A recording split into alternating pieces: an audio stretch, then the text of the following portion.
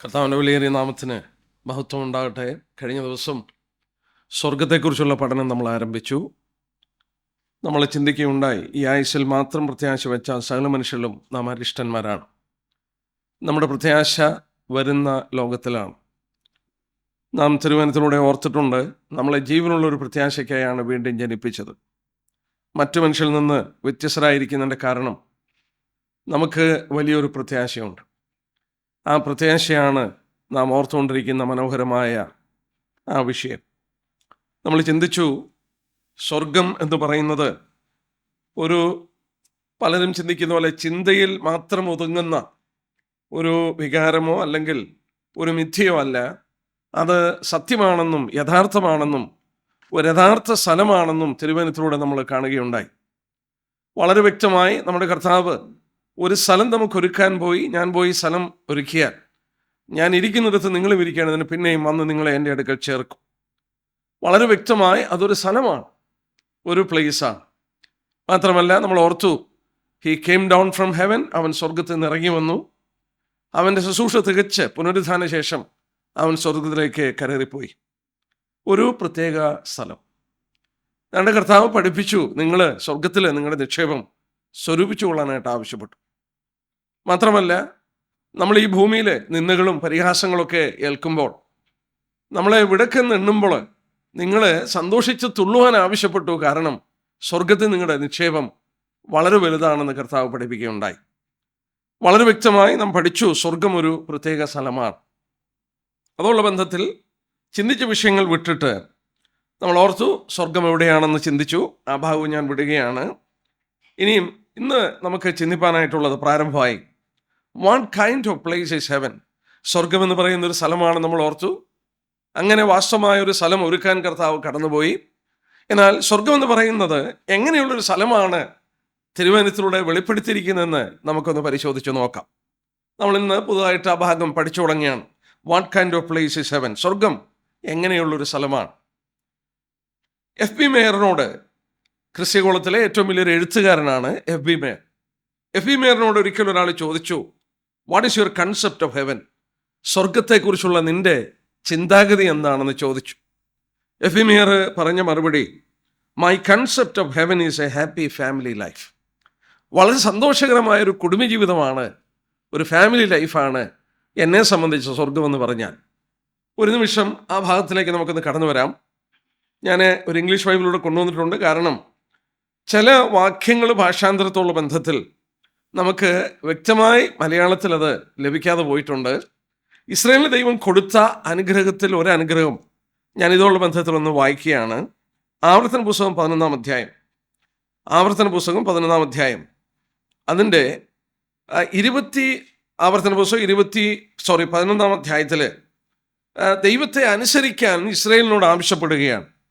അവർക്ക് പ്രമാണങ്ങൾ കൊടുത്ത്, നിങ്ങൾ അനുഗ്രഹിക്കപ്പെട്ട ഒരു സ്ഥലത്തിൽ കടന്നു വരുന്നു, മലകളും താഴ്വരകളുള്ള ദേശമാണ്. മാത്രമല്ല 12-ാം വാക്യത്തിൽ വരുമ്പോൾ യഹോവയുടെ കണ്ണ് ആണ്ടിൻ്റെ ആരംഭം മുതൽ അവസാനം വരെ എപ്പോഴും ഇരിക്കുന്നൊരു സ്ഥലമാണ്.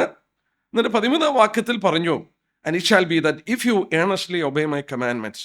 നിങ്ങൾ എൻ്റെ കൽപ്പനകളെ നിങ്ങൾ വാസ്തവമായി അനുസരിക്കുകയാണെങ്കിൽ എന്ന് പറഞ്ഞിട്ട് അനുഗ്രഹങ്ങൾ പറഞ്ഞു വന്നിട്ട് അതിൻ്റെ 21-ാമത്തെ വാക്യം നമ്മുടെ മലയാള ട്രാൻസ്ലേഷനിൽ അല്പം പെശക് വന്നുപോയി. ഞാനത് ഇംഗ്ലീഷ് ബൈബിളിൽ വായിച്ചിട്ട് മലയാളം പറയാം. അങ്ങനെ ദൈവത്തെ അനുസരിക്കുകയാണെങ്കിൽ ഇസ്രായേലിനോടൊരു കാര്യം പറഞ്ഞു, that your days and the days of your children may be multiplied in the land of which the Lord swore to your fathers to give them, like the days of heaven above the earth. നിങ്ങൾ അങ്ങനെ എന്നെ അനുസരിക്കുകയാണെങ്കിൽ ഞാനൊരു കാര്യം ചെയ്യും.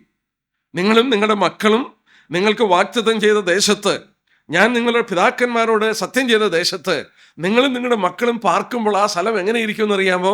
It will be like the days of heaven above the earth. ഭൂമിക്ക് മീതെയുള്ള സ്വർഗം പോലെ നിന്റെ സ്ഥലം ഞാൻ ആക്കും, നിന്റെ കുടുംബത്തെ ഞാൻ ആക്കും. ആ വാക്കുണ്ടോ? മലയാള ട്രാൻസ്ലേഷനിൽ അത് വിട്ടുപോയി. മലയാള ഭാഷയിൽ എന്തുകൊണ്ടോ വിവർത്തനത്തിൽ ആ ഭാഗം കാണുന്നില്ല. എന്നാൽ ഇംഗ്ലീഷിൽ വളരെ വ്യക്തമാണ്. ദൈവത്തെ ഇസ്രായേൽ അനുസരിക്കുകയാണെങ്കിൽ ദൈവം വാഗ്ദത്തം ചെയ്തു, I will make your days as the days of heaven above the earth. ഭൂമിക്ക് മീതെയുള്ള സ്വർഗം പോലെ നിന്റെ ദിവസത്തെ ഞാൻ ആക്കും എന്ന് പറഞ്ഞാൽ ദൈവത്തിൻ്റെ അനുഗ്രഹം കടന്നു വരുന്ന കുടുംബം ദൈവം വെളിപ്പെടുത്തി അത് സ്വർഗത്തിൻ്റെ ഒരു അനുഭവമായിരിക്കും. എഫീമിയർ അതുകൊണ്ടാണ് പറഞ്ഞത്, what is your concept of heaven? സ്വർഗത്തെക്കുറിച്ചുള്ള നിന്റെ ചിന്താഗതി എന്താണെന്ന് ചോദിച്ചപ്പോൾ എഫീമിയർ പറഞ്ഞത്, my concept of heaven is a family life. നമ്മുടെ കർത്താവ് പറഞ്ഞ ഓർമ്മയില്ലേ? യോഹന്നാന്റെ സുവിശേഷം 14:1 നമുക്ക് എല്ലാവർക്കും വളരെ പരിചയമുള്ള വാക്യം. ഞാൻ നിങ്ങൾക്ക് ഒരു ഭവനം ഒരുക്കാൻ പോകുന്നു. I go to prepare a place. എന്നിട്ട് പറഞ്ഞു, എൻ്റെ പിതാവിൻ്റെ ഭവനത്തിൽ, in my father's house. In my father's house എന്ന് പറഞ്ഞാൽ കർത്താവ് സ്വർഗത്തെക്കുറിച്ച് പറഞ്ഞത്, it is my father's house. നമുക്ക് വീടെന്ന് പറയുമ്പോൾ, നമ്മുടെ സ്വന്തം കുടുംബം എന്ന് പറയുമ്പോൾ, ഇംഗ്ലീഷ് ഭാഷയിൽ ഒരു സർവേ നടത്തിയിട്ട് ഇങ്ങനെ ഞാൻ കേട്ട് വായിക്കുകയുണ്ടായി. അതായത്, what is the best word in English language? English ഭാഷയിൽ ഏറ്റവും നല്ല വാക്ക് ഏതാണെന്ന് സർവേ നടത്തിയപ്പോൾ അതിൻ്റെ ഫൈനൽ റിപ്പോർട്ട് വന്നത് ഹോം, ഫാമിലി, കുടുംബം. അപ്പം ഏത് മനുഷ്യൻ്റെ മനസ്സിലും കുടുംബം എന്ന് പറയുമ്പോൾ നമ്മളൊന്ന് ആലോചിച്ച് നോക്കിയാൽ, ഞാൻ ലോകത്തിൽ ഒരുപാട് യാത്ര ചെയ്യുന്ന ആളാണ്. നല്ല നല്ല സ്ഥലങ്ങളിൽ പോകുന്നുണ്ട്. അമേരിക്കയിലും ഓസ്ട്രേലിയയിലും ഇംഗ്ലണ്ടിലും ഒക്കെ ശുശ്രൂഷിക്കാൻ പോകും. ഒരു കാര്യം ഞാൻ സത്യം പറയാം, അവിടെ ചെന്ന് കുറച്ച് കഴിയുമ്പോൾ പെട്ടെന്ന് എനിക്ക് വീട്ടിൽ പോകണമെന്നാണ് തോന്നുന്നത്. അവിടെ എന്തെല്ലാം ഉണ്ടെന്ന് പറഞ്ഞാലും I want to be back in my home. എൻ്റെ വീട്ടിൽ മടങ്ങി വരണമെന്ന് എനിക്ക് തോന്നും. ഞാനിത് ചിന്തിച്ചുകൊണ്ടിരുന്നപ്പോൾ എൻ്റെ സ്വന്തം ഒരു അനുഭവം ഞാൻ ഓർത്തുപോയി. 4ാം ക്ലാസ് കഴിഞ്ഞപ്പോൾ, ജസ്റ്റ് 4th സ്റ്റാൻഡേർഡ്, എത്ര വയസ്സുണ്ട് എനിക്ക്, എന്നെ കൊണ്ടുവന്ന് അന്ന് തങ്കശ്ശേരിയിലൊരു ബോർഡിങ്ങിലാക്കി എൻ്റെ ഫാദർ. ഞങ്ങളുടെ നാട്ടിലെ നല്ല സ്കൂളില്ലാഞ്ഞുകൊണ്ട് ഫാദർ കൊണ്ടാക്കിയതാണ് ഒരു infant Jesus Anglo Indian boys high school. 4th standard പഠിക്കുമ്പോൾ അത് കഴിഞ്ഞപ്പോൾ കൊണ്ടാക്കിയതാണ്. എന്നെ ബോർഡിങ്ങിൽ കൊണ്ടാക്കിയ ശേഷം ഞാൻ കരഞ്ഞതുപോലെ, ഒരു ബാലനായിരുന്നു ഞാൻ കരഞ്ഞതുപോലെ, ഓരോ മൂലയ്ക്കും പോയിരുന്ന് കരയുമായിരുന്നു. മറ്റൊന്നുമല്ല, എൻ്റെ വീടിനെക്കുറിച്ച് ഓർക്കുമ്പോൾ എനിക്ക് കരച്ചിലാണ്. ഞാൻ ഇന്ന് ഓർക്കുന്നുണ്ട്. അത് കഴിഞ്ഞ് ഞാൻ പഠിക്കാനായിട്ട് എനിക്ക് ടേബിൾ തരുമ്പോൾ, പിന്നെ അവധി എന്നാണ്, ഓണാവധി എന്നാണ്, ക്രിസ്മസ് അവധി എന്നാണെന്ന് അറിയിച്ചു കഴിഞ്ഞാൽ ഒരു കടലാസുകൾ ഇങ്ങനെ മുറിച്ചെടുത്തിട്ട് ഡേറ്റ് എല്ലാം കുറിച്ചിട്ട് ഈ ടേബിളിൻ്റെ ഡ്രോയ്ക്കകത്ത് വെച്ചേക്കും. ഓരോ ദിവസം കഴിയുമ്പോൾ ഓരോ കടലാസ് കീറിക്കളയും. വീട്ടിൽ പോകാനുള്ള ഡേറ്റിന് വേണ്ടി നോക്കുകയാണ്. വീട്ടിൽ ചെല്ലുക എന്ന് പറഞ്ഞാൽ എന്തോ ഒരു സന്തോഷമാണ്. ഒരു സ്വർഗത്തിൽ പോകുന്ന ഒരു അവസ്ഥയായിരുന്നു ആ കൊച്ചിലെ ബോർഡിങ്ങിൽ നിന്ന് തിരിച്ച് സ്കൂളിൽ വരുമ്പോൾ. നമ്മുടെയൊക്കെ ജീവിതത്തിൽ നമ്മൾ പറയാറുണ്ട്, ഹോം സിക്ക്, വീട്ടിൽ പോകാനുള്ള ഒരു വലിയ വാഞ്ച എല്ലാ മനുഷ്യൻ്റെ മനസ്സിലുണ്ട്. നമ്മളെ അംഗീകരിക്കുന്ന, നമുക്ക് സന്തോഷം കിട്ടുന്ന, നമ്മളെ മനസ്സിലാക്കുന്ന, നമുക്ക് ആശ്വാസം ലഭിക്കുന്ന ഒരു പ്രതലമാണ് നമ്മുടെ സ്വന്തം വീട്. അതിനെക്കാട്ടി ബ്യൂട്ടിഫുൾ ആയിട്ടുള്ളൊരു സ്ഥലം ഭൂമിയിലില്ല. അതുകൊണ്ടാണ് സ്വർഗത്തെ ഒരു കുടുംബീയത്തോട്, അനുഗ്രഹിക്കപ്പെട്ട ഒരു ഭവനത്തോട് തുലനം ചെയ്ത് ദൈവദാസന്മാർ പറഞ്ഞതും ബൈബിളിൽ രേഖപ്പെടുത്തി ഇസ്രായേലിനോട് പറഞ്ഞു, നീ എന്നെ അനുസരിക്കുകയാണെങ്കിൽ നിന്റെ മക്കളുടെയും ദിവസങ്ങൾ ഞാൻ ഭൂമിക്ക് മീതെയുള്ള സ്വർഗം പോലെയാക്കി തീർക്കും. മാത്രമല്ല, കർത്താവ് പറഞ്ഞ വാക്ക് നമ്മൾ ഓർത്തു, എൻ്റെ പിതാവിൻ്റെ ഭവനം, എൻ്റെ പിതാവിൻ്റെ ഭവനം.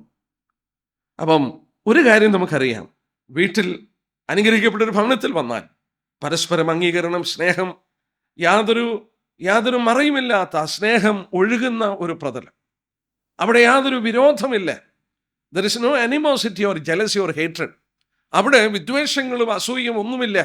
വീട്ടിൽ എല്ലാവരും സ്വന്തം, പരസ്പരം കരുതുന്നു, സ്നേഹിക്കുന്നു. സ്നേഹം കവിഞ്ഞൊഴുകുന്ന ഒരു പ്രതലമാണ് ആ സ്വർഗമെന്നുള്ളതിന് യാതൊരു തർക്കവുമില്ല. 1 കൊരിന്ത്യർ 13:4 തൊട്ടുള്ള വാക്യം നമുക്കറിയാം. സ്നേഹത്തിൻ്റെ നിർവചനം അവിടെ രേഖപ്പെടുത്തിയിട്ടുണ്ട്. ഈ ഭൂമിയിൽ ഒരിക്കലും നമുക്ക് അത് അനുഭവിക്കാൻ കഴിയുന്നില്ല. എന്നാൽ സ്വർഗത്തിൽ കടന്നു ചെല്ലുമ്പോൾ അത് ആശ്ചര്യമായി തീരുമെന്നുള്ളതിന് യാതൊരു തർക്കവുമില്ല. എന്നാൽ ഒരു ഭവനത്തിൽ കടന്നു ചെല്ലണമെങ്കിൽ നമുക്കറിയാം, ഒരു വീട്, we need to be born into that family. ആ കുടുംബത്തിൽ നമ്മൾ ജനിച്ചെങ്കിലേ സാധിക്കുകയുള്ളൂ. ഞങ്ങളെ കേൾക്കുന്ന പ്രിയപ്പെട്ടവരോട് ഓർപ്പിക്കട്ടെ, വളരെ വ്യക്തമായി ദൈവമക്കളെ സംബന്ധിച്ച് 1 യോഹന്നാൻ 3:1-2 വാക്യത്തിലൊക്കെ വായിക്കുന്നുണ്ട്, നമ്മൾ that we should be called the sons of God. ദൈവമക്കൾ എന്ന് വിളിക്കപ്പെടുവാനുള്ള ഭാഗ്യം നമുക്ക് ലഭിച്ചു. ദൈവമക്കൾ, യോഹന്നാന്റെ സുവിശേഷം 1:12, അവനെ കൈക്കൊണ്ട് അവൻ്റെ നാമത്തിൽ വിശ്വസിക്കുന്ന ഏവർക്കും ദൈവമക്കളാകുവാൻ അധികാരം കൊടുത്തു. He gave the power to become sons of God. ദൈവത്തിൻ്റെ മക്കളായി മാറുക. ഞാൻ ഇന്ന് പകൽ ഓർക്കുകയായിരുന്നു, എഫേസ്യർ 1:5 വായിക്കുന്നുണ്ട്, നമ്മളെ പ്രിയനായവനിൽ ദത്തെടുത്തു. ആ കുടുംബമായിട്ട് നമുക്ക് ഒരിക്കലും ഒരു ബന്ധമില്ലായിരുന്നു. But we are adopted into that family. ആ കുടുംബത്തിലേക്ക് നമ്മെ ദത്തെടുക്കുമ്പോൾ, നമുക്കറിയാം, ദത്തെടുക്കുമ്പോൾ ഒരിക്കലും ഒരു പിതാവിൻ്റെയും പുത്രൻ്റെയും ഒരു സ്പിരിറ്റ് ഇല്ല. എന്നാൽ ബൈബിൾ എന്താ പറയുന്നത്? നമുക്ക് ഒരു പുതിയ സ്പിരിറ്റ് കൂടെ തന്നു. That we should call him Abba father. അവനെ അബ്ബാ പിതാവ് എന്ന് വിളിപ്പാൻ ഉതകുന്ന ഒരു സ്പിരിറ്റ് കൂടെ തന്നു. ഡാഡി എന്ന് വിളിക്കുമ്പോൾ നമ്മുടെ ഉള്ളിൽ നിന്ന് പിതാവിനെ, നമ്മൾ ഇന്ന് രക്ഷിക്കപ്പെട്ട ദൈവമക്കൾക്കറിയാം, നാം മുട്ടുകുത്തുമ്പോൾ, പ്രാർത്ഥിക്കുമ്പോൾ, നമ്മൾ നടക്കുമ്പോൾ, ഈ സ്വർഗത്തിലെ ദൈവത്തെക്കുറിച്ച് ഓർക്കുമ്പോൾ നമുക്ക് ഒരു ദർ ഇസ് എൻ അഫിനിറ്റി. നമുക്ക് പറഞ്ഞറിയിക്കാൻ വയ്യാത്തൊരു ബന്ധം, ഒരു സന്തോഷം, ഒരു ആനന്ദം നമ്മുടെ ഉള്ളിലുണ്ട്. ഒരു തൃപ്തി ആ ബന്ധം നമുക്ക് ലഭിച്ചുകൊണ്ടാണ്. ആ സ്വർഗീയ പിതാവിനോടുള്ള അനുഗ്രഹിക്കപ്പെട്ട ബന്ധം നമ്മൾ ഓർക്കണം. അങ്ങനെ വീണ്ടെടുക്കപ്പെട്ടവരൊക്കെ അവൻ്റെ മക്കളായി മാറി. ആ മക്കളെല്ലാം കൂടെ ആ പിതാവിൻ്റെ ഭവനത്തിൽ ഒന്നിക്കുന്നൊരു സ്ഥലമാണ് സ്വർഗമെന്നുള്ളത് നോക്കുക. Home is A house wear love abides. സ്നേഹം നിലനിൽക്കുന്ന ഒരു പ്രതലമാണ് സ്വർഗമെന്നുള്ളത് പ്രത്യേകം ഓർക്കുക. ഈ ലോകത്തിൽ എത്രയോ ബുദ്ധിമുട്ടുകളാണ്, എത്രയോ വാശിയും വൈരാഗ്യവും പിണക്കങ്ങളും അസൂയയും പ്രശ്നങ്ങളുമാണ്. എന്നാൽ സ്വർഗത്തിൻ്റെ ഒരു 2 ഇൻസ്റ്റിറ്റ്യൂഷനുണ്ട് ലോകത്തെ ദൈവത്തിന്. 2 അല്ല 3 ഉണ്ട്. എന്നാൽ ദൈവമക്കളുള്ള ബന്ധത്തെ നമ്മൾ ശ്രദ്ധിച്ചു നോക്കിയാൽ ദൈവത്തിൻ്റെ ആദ്യത്തെ ഇൻസ്റ്റിറ്റ്യൂഷൻ ലോകത്തിൽ സ്ഥാപിച്ചത് എല്ലാവരോടുമുള്ള ബന്ധത്തിൽ ഇറ്റ് ഈസ് എ ഫാമിലി, കുടുംബമാണ്. രണ്ടാമത് ഒരു ഗവൺമെൻറ്റാണ്. ഗവൺമെൻറ് സ്ഥാപിച്ചതിൻ്റെ കാരണം അവിടെ ദുഷ്ടന്മാർ പ്രബലന്മാരായി തീരാതെ അവർക്ക് സ്വൈര്യമായി ജീവിപ്പാൻ തക്കവണ്ണം ദൈവം ചെയ്ത ഒരു ഇൻസ്റ്റിറ്റ്യൂഷനാണ് ഭരണകൂടങ്ങൾ. അതുകൊണ്ടാണ് ഭരണകർത്താക്കളെ അവൻ്റെ ദാസന്മാരായി തിരുവചനത്തിൽ രേഖപ്പെടുത്തിയത്. എന്നാൽ മൂന്നാമതൊരു ഇൻസ്റ്റിറ്റ്യൂഷനുണ്ട്, ദാറ്റ് ഈസ് ദ ചർച്ച്, സഭ ദൈവത്തിൻ്റെ മറ്റൊരു ഇൻസ്റ്റിറ്റ്യൂഷനാണ്. ഈ സഭയെ സംബന്ധിച്ച് നമ്മൾ ഓർത്താലും ഈ സ്വർഗീയ സ്നേഹത്തിൻ്റെ ഒരു വാക്യം ഞാൻ ഓർപ്പിച്ചോട്ടെ. എഫേസ്യർ ലേഖനം 3-ാം അധ്യായം. ഒരു ട്രൂ ചർച്ച് എന്ന് പറയുമ്പോൾ എഫേഷ്യൻസ് ചാപ്റ്റർ 3, എഫേസ്യർ ലേഖനം 3-ാം അധ്യായത്തിൻ്റെ അതിൻ്റെ 14 തൊട്ട് വായിക്കണം. എന്നാൽ ഒരു വാക്യം വായിക്കാം, അതിൻ്റെ 18-ാമത്തെ വാക്യം, 17 തൊട്ട് വായിക്കാം. ക്രിസ്തു വിശ്വാസത്താൽ നിങ്ങളുടെ ഹൃദയത്തിൽ വസിക്കേണ്ടതിനും വരം നൽകണമെന്ന് നിങ്ങൾ സ്നേഹത്തിൽ വേരൂന്നി അടിസ്ഥാനപ്പെട്ടവരായി വീതിയും നീളവും ഉയരവും ആഴവും എന്തെന്ന് സകല വിശുദ്ധന്മാരോട് ഗ്രഹിപ്പാനും. ആ വാക്കുണ്ടോ? ദൈവസ്നേഹത്തിൻ്റെ വീതി, നീളം, ഉയരം, ആഴം എവിടെ ഗ്രഹിക്കുന്നത്? സകല വിശുദ്ധന്മാരോട് കൂടെ. സ്വർഗത്തിലെ നാം കടന്നു ചെല്ലുമ്പോൾ ആ സ്നേഹത്തിൻ്റെ ഊഷ്മളമാണ് സ്വർഗത്തിൽ. Heaven is a place of love. സ്വർഗത്തിൽ സ്നേഹം കവിഞ്ഞൊഴുകുന്നു. എന്നാൽ അതിൻ്റെ ഒരു പ്രതീകമാണ് ഭൂമിയിലുള്ള ദൈവസഭ. സഭ ദൈവത്തിൻ്റെ ഹൃദയപ്രകാരമാണെങ്കിൽ നമ്മളിവിടെ വായിച്ചതുപോലെ സകല വിശുദ്ധന്മാരോടും കൂടെ ദൈവത്തിൻ്റെ സ്നേഹത്തിൻ്റെ വീതി, നീളം, ഉയരം, ആഴമെന്ന് സകല വിശുദ്ധന്മാരോട് ഗ്രഹിപ്പാനും. വീർപ്പ് മുട്ടിക്കുന്ന സ്നേഹം ദൈവസഭയിൽ. അന്യോന്യം സ്നേഹിക്കുക, കരുതുക ദൈവത്തിൻ്റെ വലിയ ആഗ്രഹമാണ്. അതായത് ഭൂമിയിലിരുന്നും അത് ആഗ്രഹിക്കുക. നമ്മൾ ഉത്തമഗീതം പഠിച്ചപ്പോൾ നമ്മൾ ഓർക്കുകയുണ്ടായി. ഉത്തമഗീതം 3-ാം അധ്യായത്തിൻ്റെ 6 തൊട്ട് 10 വരെയുള്ള വാക്യത്തിൽ അവിടെ ദൈവസഭയുടെ ഒരു പ്രതീകമാണ് ആ പല്ലക്കിൽ യാത്ര ചെയ്യുന്ന രാജ്ഞിയും രാജാവും. അതിൻ്റെ ഉള്ളിലെ കാര്യങ്ങളെക്കുറിച്ച് പറഞ്ഞപ്പോൾ എൻ്റെ മനസ്സിൽ നിന്ന് ഓടി വന്നു ആ ഭാഗവും. ഞാൻ ആ വാക്യം ഒന്ന് വായിച്ച് ഞാൻ വിടുകയാണ്. ഉത്തമഗീതം 3-ാം അധ്യായത്തിൻ്റെ 6 തൊട്ടുള്ള വാക്യം ശലോമോന്റെ പല്ലക്കിനെ കുറിച്ച് സഭയുടെ നിഴലായി ഉത്തമഗീതത്തിൽ കാണുന്ന പല ഭാഗങ്ങളിൽ ഒന്നാണ് ശലോമോന്റെ പല്ലക്ക്. ആ താഴോട്ട് വായിക്കുമ്പോൾ നമ്മൾ വായിക്കുന്നു അതിൻ്റെ അന്തർഭാഗത്തെക്കുറിച്ച് പറയുമ്പോൾ എത്ര മനോഹരമായി നമ്മളത് പഠിച്ചു. ഞാൻ 10-ാം വാക്യത്തിൻ്റെ അവസാനം അതിൻ്റെ അന്തർഭാഗം യെരുശലേം പുത്രിമാരുടെ പ്രേമം കൊണ്ട് വിചിത്ര ഖചിതമായിരിക്കുന്നു. ഇംഗ്ലീഷിൽ വായിച്ചാൽ it's interior paved with love by the daughters of Jerusalem. ദൈവസഭയുടെ ഈ ശലോമോൻ യാത്ര ചെയ്യുന്ന പല്ലക്കിൻ്റെ അന്തർഭാഗം മുഴുവൻ യെരുശലേം പുത്രിമാരുടെ സ്നേഹം കൊണ്ട്, നാം വായിച്ചതുപോലെ, ഇവിടെ വായിച്ചതുപോലെ പ്രേമം കൊണ്ട് അത് വിചിത്ര ഖചിതമാണ്. The interior paved with love by the daughters of Jerusalem. യെരുശലേം പുത്രിമാരുടെ സ്നേഹം കൊണ്ട് അകം മുഴുവൻ അത് വിചിത്രമാക്കിയിരിക്കുകയാണ്. Church is that place. ഞാൻ ഓർപ്പിക്കട്ടെ, ഒരു നല്ല സഭയിൽ കൂടി വരിക എന്ന് പറഞ്ഞാൽ അതിൽ കൂടുതലൊന്നും കിട്ടാനില്ല ഈ ഭൂമിയിൽ. ഇറ്റ് ഈസ് ഒരു സ്വർഗത്തിൻ്റെ മറ്റൊരു അനുഭവം, പ്രതീകം ഇവിടെ അനുഭവിപ്പാനായിട്ട് ദൈവം ഇടയാക്കും. നമ്മൾ ഓർത്തതുപോലെ what kind of place is heaven? സ്വർഗം എങ്ങനെയുള്ളൊരു സ്ഥലമാണ്? നമ്മൾ ഓർത്തുകൊണ്ടിരിക്കുകയായിരുന്നു, ഒരു അനുഗ്രഹിക്കപ്പെട്ട കുടുംബമാണ്, ഒരു വലിയ കുടുംബമാണ്. സ്വർഗീയ പിതാവിൻ്റെ മക്കളെല്ലാം കൂടെ ഒന്നിച്ചു കൂടുന്ന ആ സ്നേഹത്തിൻ്റെ ആ ഏറ്റവും അനുഗ്രഹിക്കപ്പെട്ട ഒരു പ്രതലമാണ് അവിടെ നിന്നുള്ളത് നമ്മൾ ഓർക്കുകയുണ്ടായി. ഇനിയും വേദപുസ്തകത്തിലേക്ക് കടന്നു ചെന്നാൽ ഇവിടം എങ്ങനെ ഇരിക്കുന്നുവെന്ന് മനസ്സിലാക്കി തരാനായിട്ട് ദൈവം മറ്റൊരു വിധത്തിലാണ് ശ്രമിച്ചത്. എങ്ങനെയാണെന്നറിയാമോ? വെളിപ്പാട് പുസ്തകത്തിലേക്ക് കടന്നു വരാം. 21, 22 അധ്യായം നമുക്ക് മനോഹരമായ ചില പാഠങ്ങൾ നമ്മളെ പഠിപ്പിക്കുന്ന ഒരു പ്രതലമാണ്. ആ ഭാഗത്തിൽ നിന്ന് ചില പാഠങ്ങൾ നമുക്ക് ഒന്നിച്ച് ചിന്തിക്കാം ഈ വിഷയത്തോടുള്ള ബന്ധത്തിൽ. മാത്രമല്ല, ദൈവം അനുവദിച്ചാൽ പുത്തൻ യെരൂശലേമിനെ കുറിച്ചുള്ള കാര്യങ്ങൾ പിന്നീട് നമുക്ക് പഠിക്കാം. അല്ല, ഇവിടെ ഈ 21-ാം അധ്യായം 22-ാം അധ്യായം ശ്രദ്ധിക്കുമ്പോൾ സ്വർഗം എങ്ങനെയാണ്, നമുക്ക് വേണ്ടി കരുതുന്ന ലോകം എങ്ങനെയാണെന്ന് മനസ്സിലാക്കി തരാനായിട്ട് എങ്ങനെയാണെന്നല്ല പറഞ്ഞത്, എങ്ങനെയല്ല എന്ന് ദൈവം പറഞ്ഞു.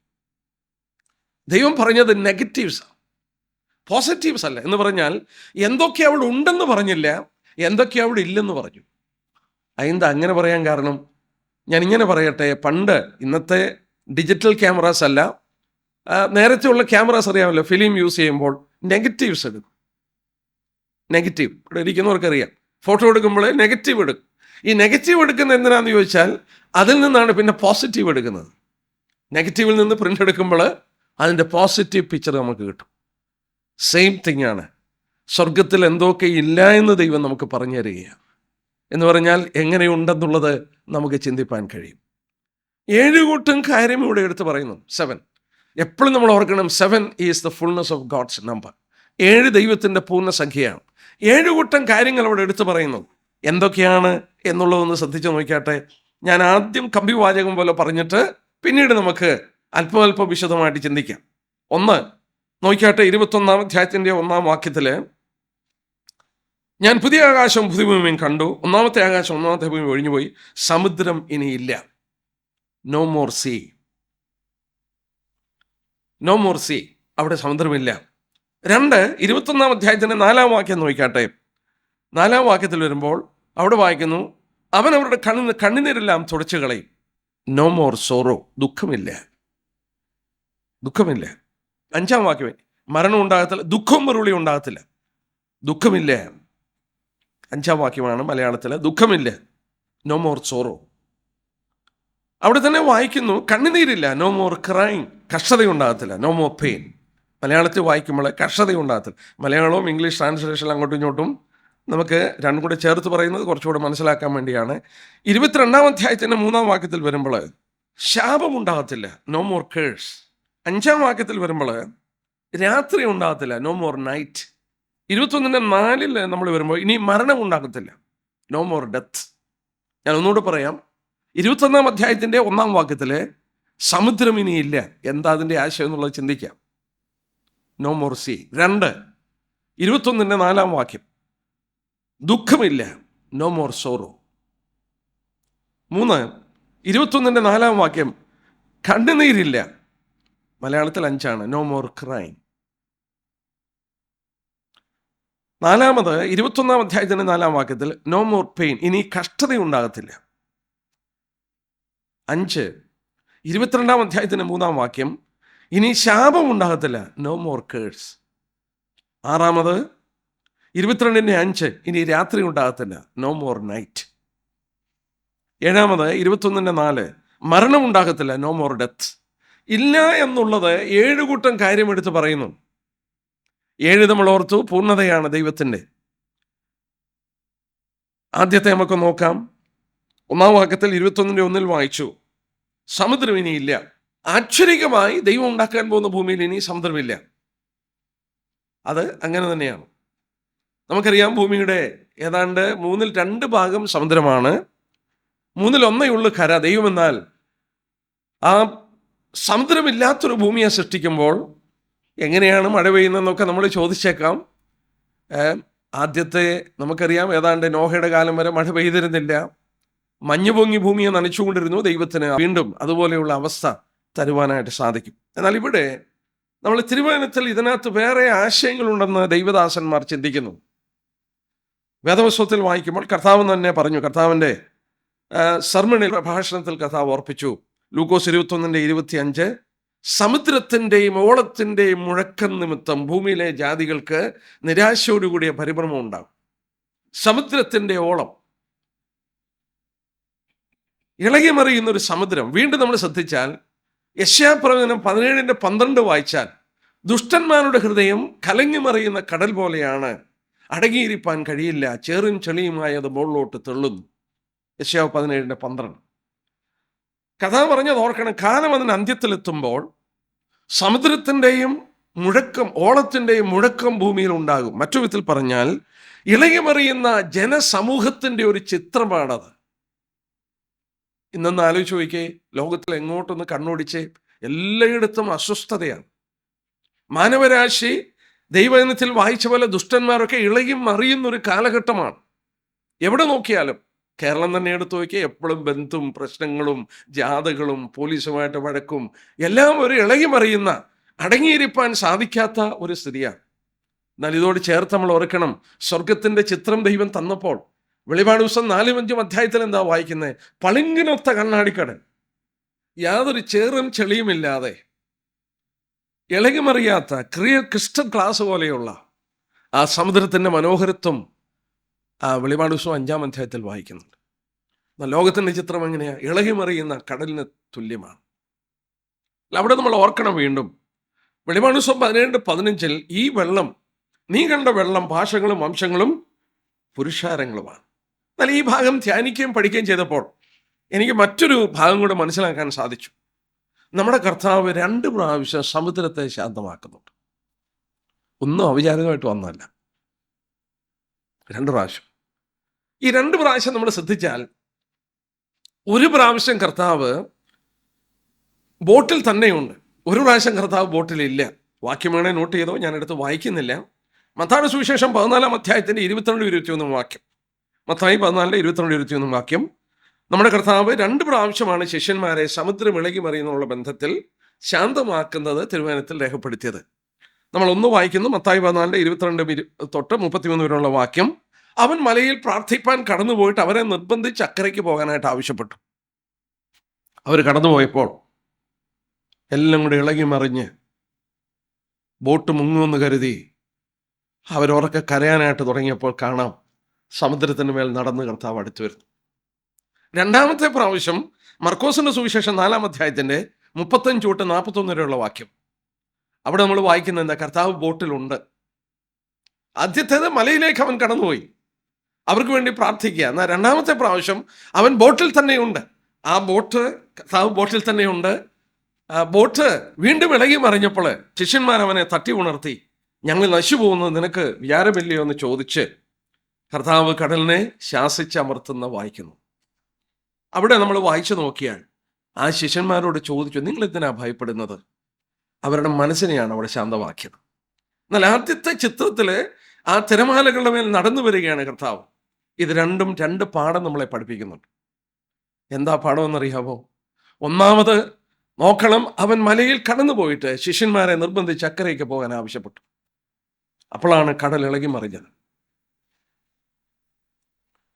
അവർക്ക് തോന്നി കർത്താവ് അവരിൽ നിന്ന് വളരെ ദൂരെയാണ്. ഈ കൊടുങ്കാറ്റും ഈ ഓളങ്ങളെ കണ്ട് ശിഷ്യന്മാർ ബുദ്ധിമുട്ടി. നമ്മുടെ ജീവിതത്തിൽ അനുഭവപ്പെടുന്ന പല പ്രശ്നങ്ങളുടെയും ഒരു ചിത്രമാണ്. നശിച്ചു പോകുമെന്ന് പലപ്പോഴും തോന്നും, അവൻ ദൂരെയാണെന്ന് ചിന്തിക്കും. പക്ഷേ കർത്താവ് അപ്പോൾ എന്താ ചെയ്യുന്നത്? അവർക്ക് വേണ്ടി പ്രാർത്ഥിക്കുക. കർത്താവ് എന്തുവാ ഇന്ന് ചെയ്യുന്നത്? ഞാൻ വളരെ വിശദമായി ചിന്തിച്ചിട്ടുണ്ട്. നമ്മുടെ കർത്താവ് നമുക്ക് വേണ്ടി മധ്യസ്ഥ ചെയ്യുകയാണ്. നമ്മളെ ഈ തിരമാലകൾ നിറഞ്ഞ സമുദ്രത്തിൽ നമ്മളെ പറഞ്ഞു വിട്ടിട്ട് നിങ്ങൾ അക്കരയ്ക്ക് യാത്ര ചെയ്തോ എന്ന് പറഞ്ഞിട്ട് അവൻ നമുക്ക് വേണ്ടി ഉയരത്തിൽ മധ്യസ്ഥനായി ചെയ്യുകയാണ്. മഹാപുരോഹിതനാണ്. നമ്മൾ പഠിച്ചിട്ടുണ്ട്, മഹാപുരോഹിതൻ ആർക്ക് വേണ്ടിയാ പ്രാർത്ഥിക്കുന്നത്? പാപികൾ രക്ഷിക്കപ്പെടാനാണോ? അല്ല, തൻ്റെ ജനത്തിന് വേണ്ടിയാണ്. അവൻ ആക്ഷരികമായി എനിക്ക് നിങ്ങൾക്ക് വേണ്ടിയാണ് മധ്യസ്ഥ ചെയ്യുന്നത്. പ്രാർത്ഥിക്കുക. എന്നാൽ അവിടെ ഓർക്കണം, ഞാൻ ഇങ്ങനെ ഒന്ന് ഓർപ്പിച്ചു കൊള്ളട്ടെ, ഇവർ ഭയപ്പെട്ട ഈ തിരമാലകൾ എവിടെയാണെന്നറിയാമോ? അവൻ്റെ കാലിൻ്റെ അടിയിലാണ്. It is under his feet. നമ്മളെ ഭയപ്പെടുത്തുന്ന പലതും നമ്മളെ പ്രയാസപ്പെടുത്തുന്ന പലതും ഉണ്ടല്ലോ സൗരീശ്വരന്മാരെ, അവൻ്റെ കാലിൻ്റെ കീഴിൽ അമരുന്ന വസ്തുക്കളാണ്. നമുക്ക് വേണ്ടി മധ്യസ്ഥ ചെയ്യുന്നവനും നമ്മളെ ഭയപ്പെടുത്തുന്ന പലതും അവൻ്റെ കാലിൻ്റെ കീഴിൽ അമരുവാൻ കഴിയുന്ന അവൻ അമർത്തുന്നവരാണ്. അത് ഒരു വസ്തുത. രണ്ടാമത് കർത്താവ് ചെയ്തത്, അവരുടെ മനസ്സ് അസ്വസ്ഥമായി, അവരുടെ മനസ്സ് വളരെ ഭാരപ്പെട്ടു. ഞങ്ങൾ നശിച്ചു പോകുന്നത് നിനക്ക് ചിന്തയില്ലയോ എന്ന് ചോദിച്ച കർത്താവ് ബോട്ടിലുണ്ട്. ഒരു കാര്യം ഓർത്താൽ മതി, കർത്താവ് ബോട്ടിലുള്ളപ്പോൾ ഒരിക്കലും ആ ബോട്ട് മുങ്ങാൻ പോകുന്നില്ല. He's in the boat. ഒരിക്കലും അത് മുങ്ങത്തില്ല. എന്നാൽ അവിടെ നമ്മൾ പഠിക്കാനായിട്ടുള്ളത്, അവരുടെ മനസ്സിനെയാണ് കർത്താവ് ശാന്തം. നിങ്ങൾ എന്തിനു ഭയപ്പെടുന്നു? നിങ്ങൾ എന്തിനു ഭീരുക്കളാകുന്നു? കർത്താവ് അവരുടെ മനസ്സിനെ ശാന്തമാക്കി. ഇന്ന് കർത്താവ് ചെയ്യുന്നത് നമ്മുടെ മനസ്സിനെ ശാന്തമാക്കുകയാണ്. നമ്മുടെ മനസ്സിനെ ശാന്തമാക്കുന്ന ഒരു കർത്താവിനെയാണ് നമുക്കിന്ന് മനസ്സിലാക്കാൻ സാധിക്കും. നമ്മൾ എന്തെല്ലാം ചിന്തകളുണ്ട്, നമുക്ക് എന്തെല്ലാം ആകുല ചിന്തകൾ നമ്മളെ ഭരിക്കുന്നുണ്ട്. നമ്മുടെ മനസ്സിനെ ഭാരപ്പെടുത്തുന്ന എത്രയോ വിഷയങ്ങളുണ്ട്. നമുക്ക് ആശ്വാസം തരുന്ന ഈ കർത്താവ് നമ്മൾ ഓർക്കണം. ഇനിയും കർത്താവ് മടങ്ങി വരുമ്പോൾ ഈ ഇളകിമറിയുന്ന സമുദ്രത്തെ കർത്താവ് ശാന്തമാക്കും. ഇന്ന് രാഷ്ട്രീയമായും സാമൂഹ്യമായിട്ടും ഒക്കെ ഈ ലോകം ഇളകിമറിഞ്ഞുകൊണ്ടിരിക്കുകയാണ്. എന്നാൽ കർത്താവിനെ കടന്നു വരുമ്പോൾ, അവൻ മടങ്ങി വരുമ്പോൾ, ആ തിരമാലകളെല്ലാം അവൻ്റെ കാൽക്കീഴിൽ അമരും. ഈ രണ്ട് പ്രാവശ്യം ഈ കർത്താവ് കടലിനെ ശാന്തമാക്കിയതിൻ്റെ മനോഹരമായ ചിത്രം ഒന്ന്, ഇന്നവൻ ചെയ്യുന്ന ശുശ്രൂഷ ആ ശിഷ്യന്മാരെ ധൈര്യപ്പെടുത്തിയ പോലെ, അവരുടെ മനസ്സിനെ ശാന്തമാക്കിയ പോലെ ദൈവജനത്തെ അവൻ ധൈര്യപ്പെടുത്തുന്നു, ശാന്തമാക്കുന്നു.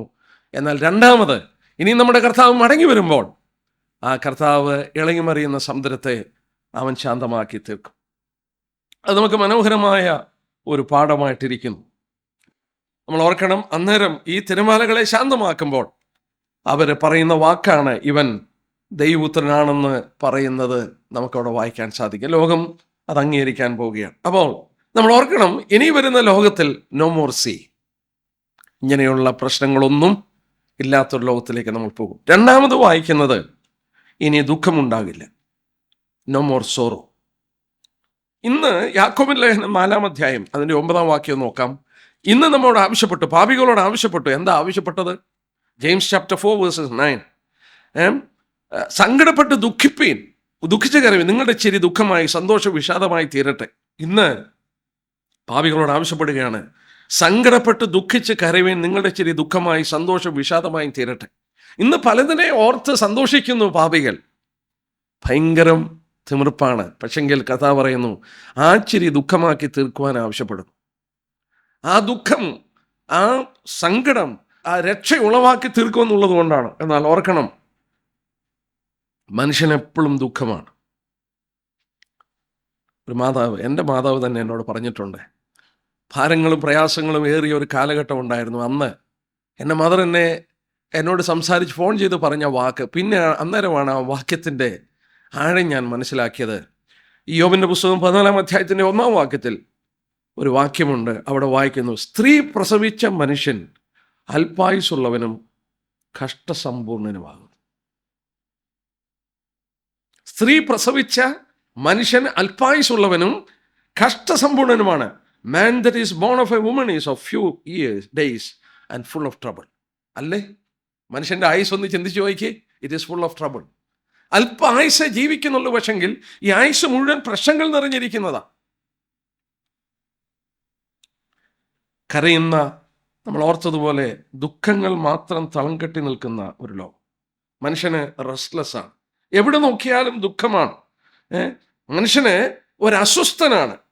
കായിനോട് ദൈവം പറഞ്ഞു, ആ ഭാഗം ഞാൻ ഒരു നിമിഷം ഒന്ന് ചൂണ്ടിക്കാണിച്ചോട്ടെ. കായിനോട് പറഞ്ഞു, ഉൽപ്പത്തി 4:14 പറഞ്ഞു, നീ ഭൂമിയിൽ ഉഴന്നലയുന്നവനാകും.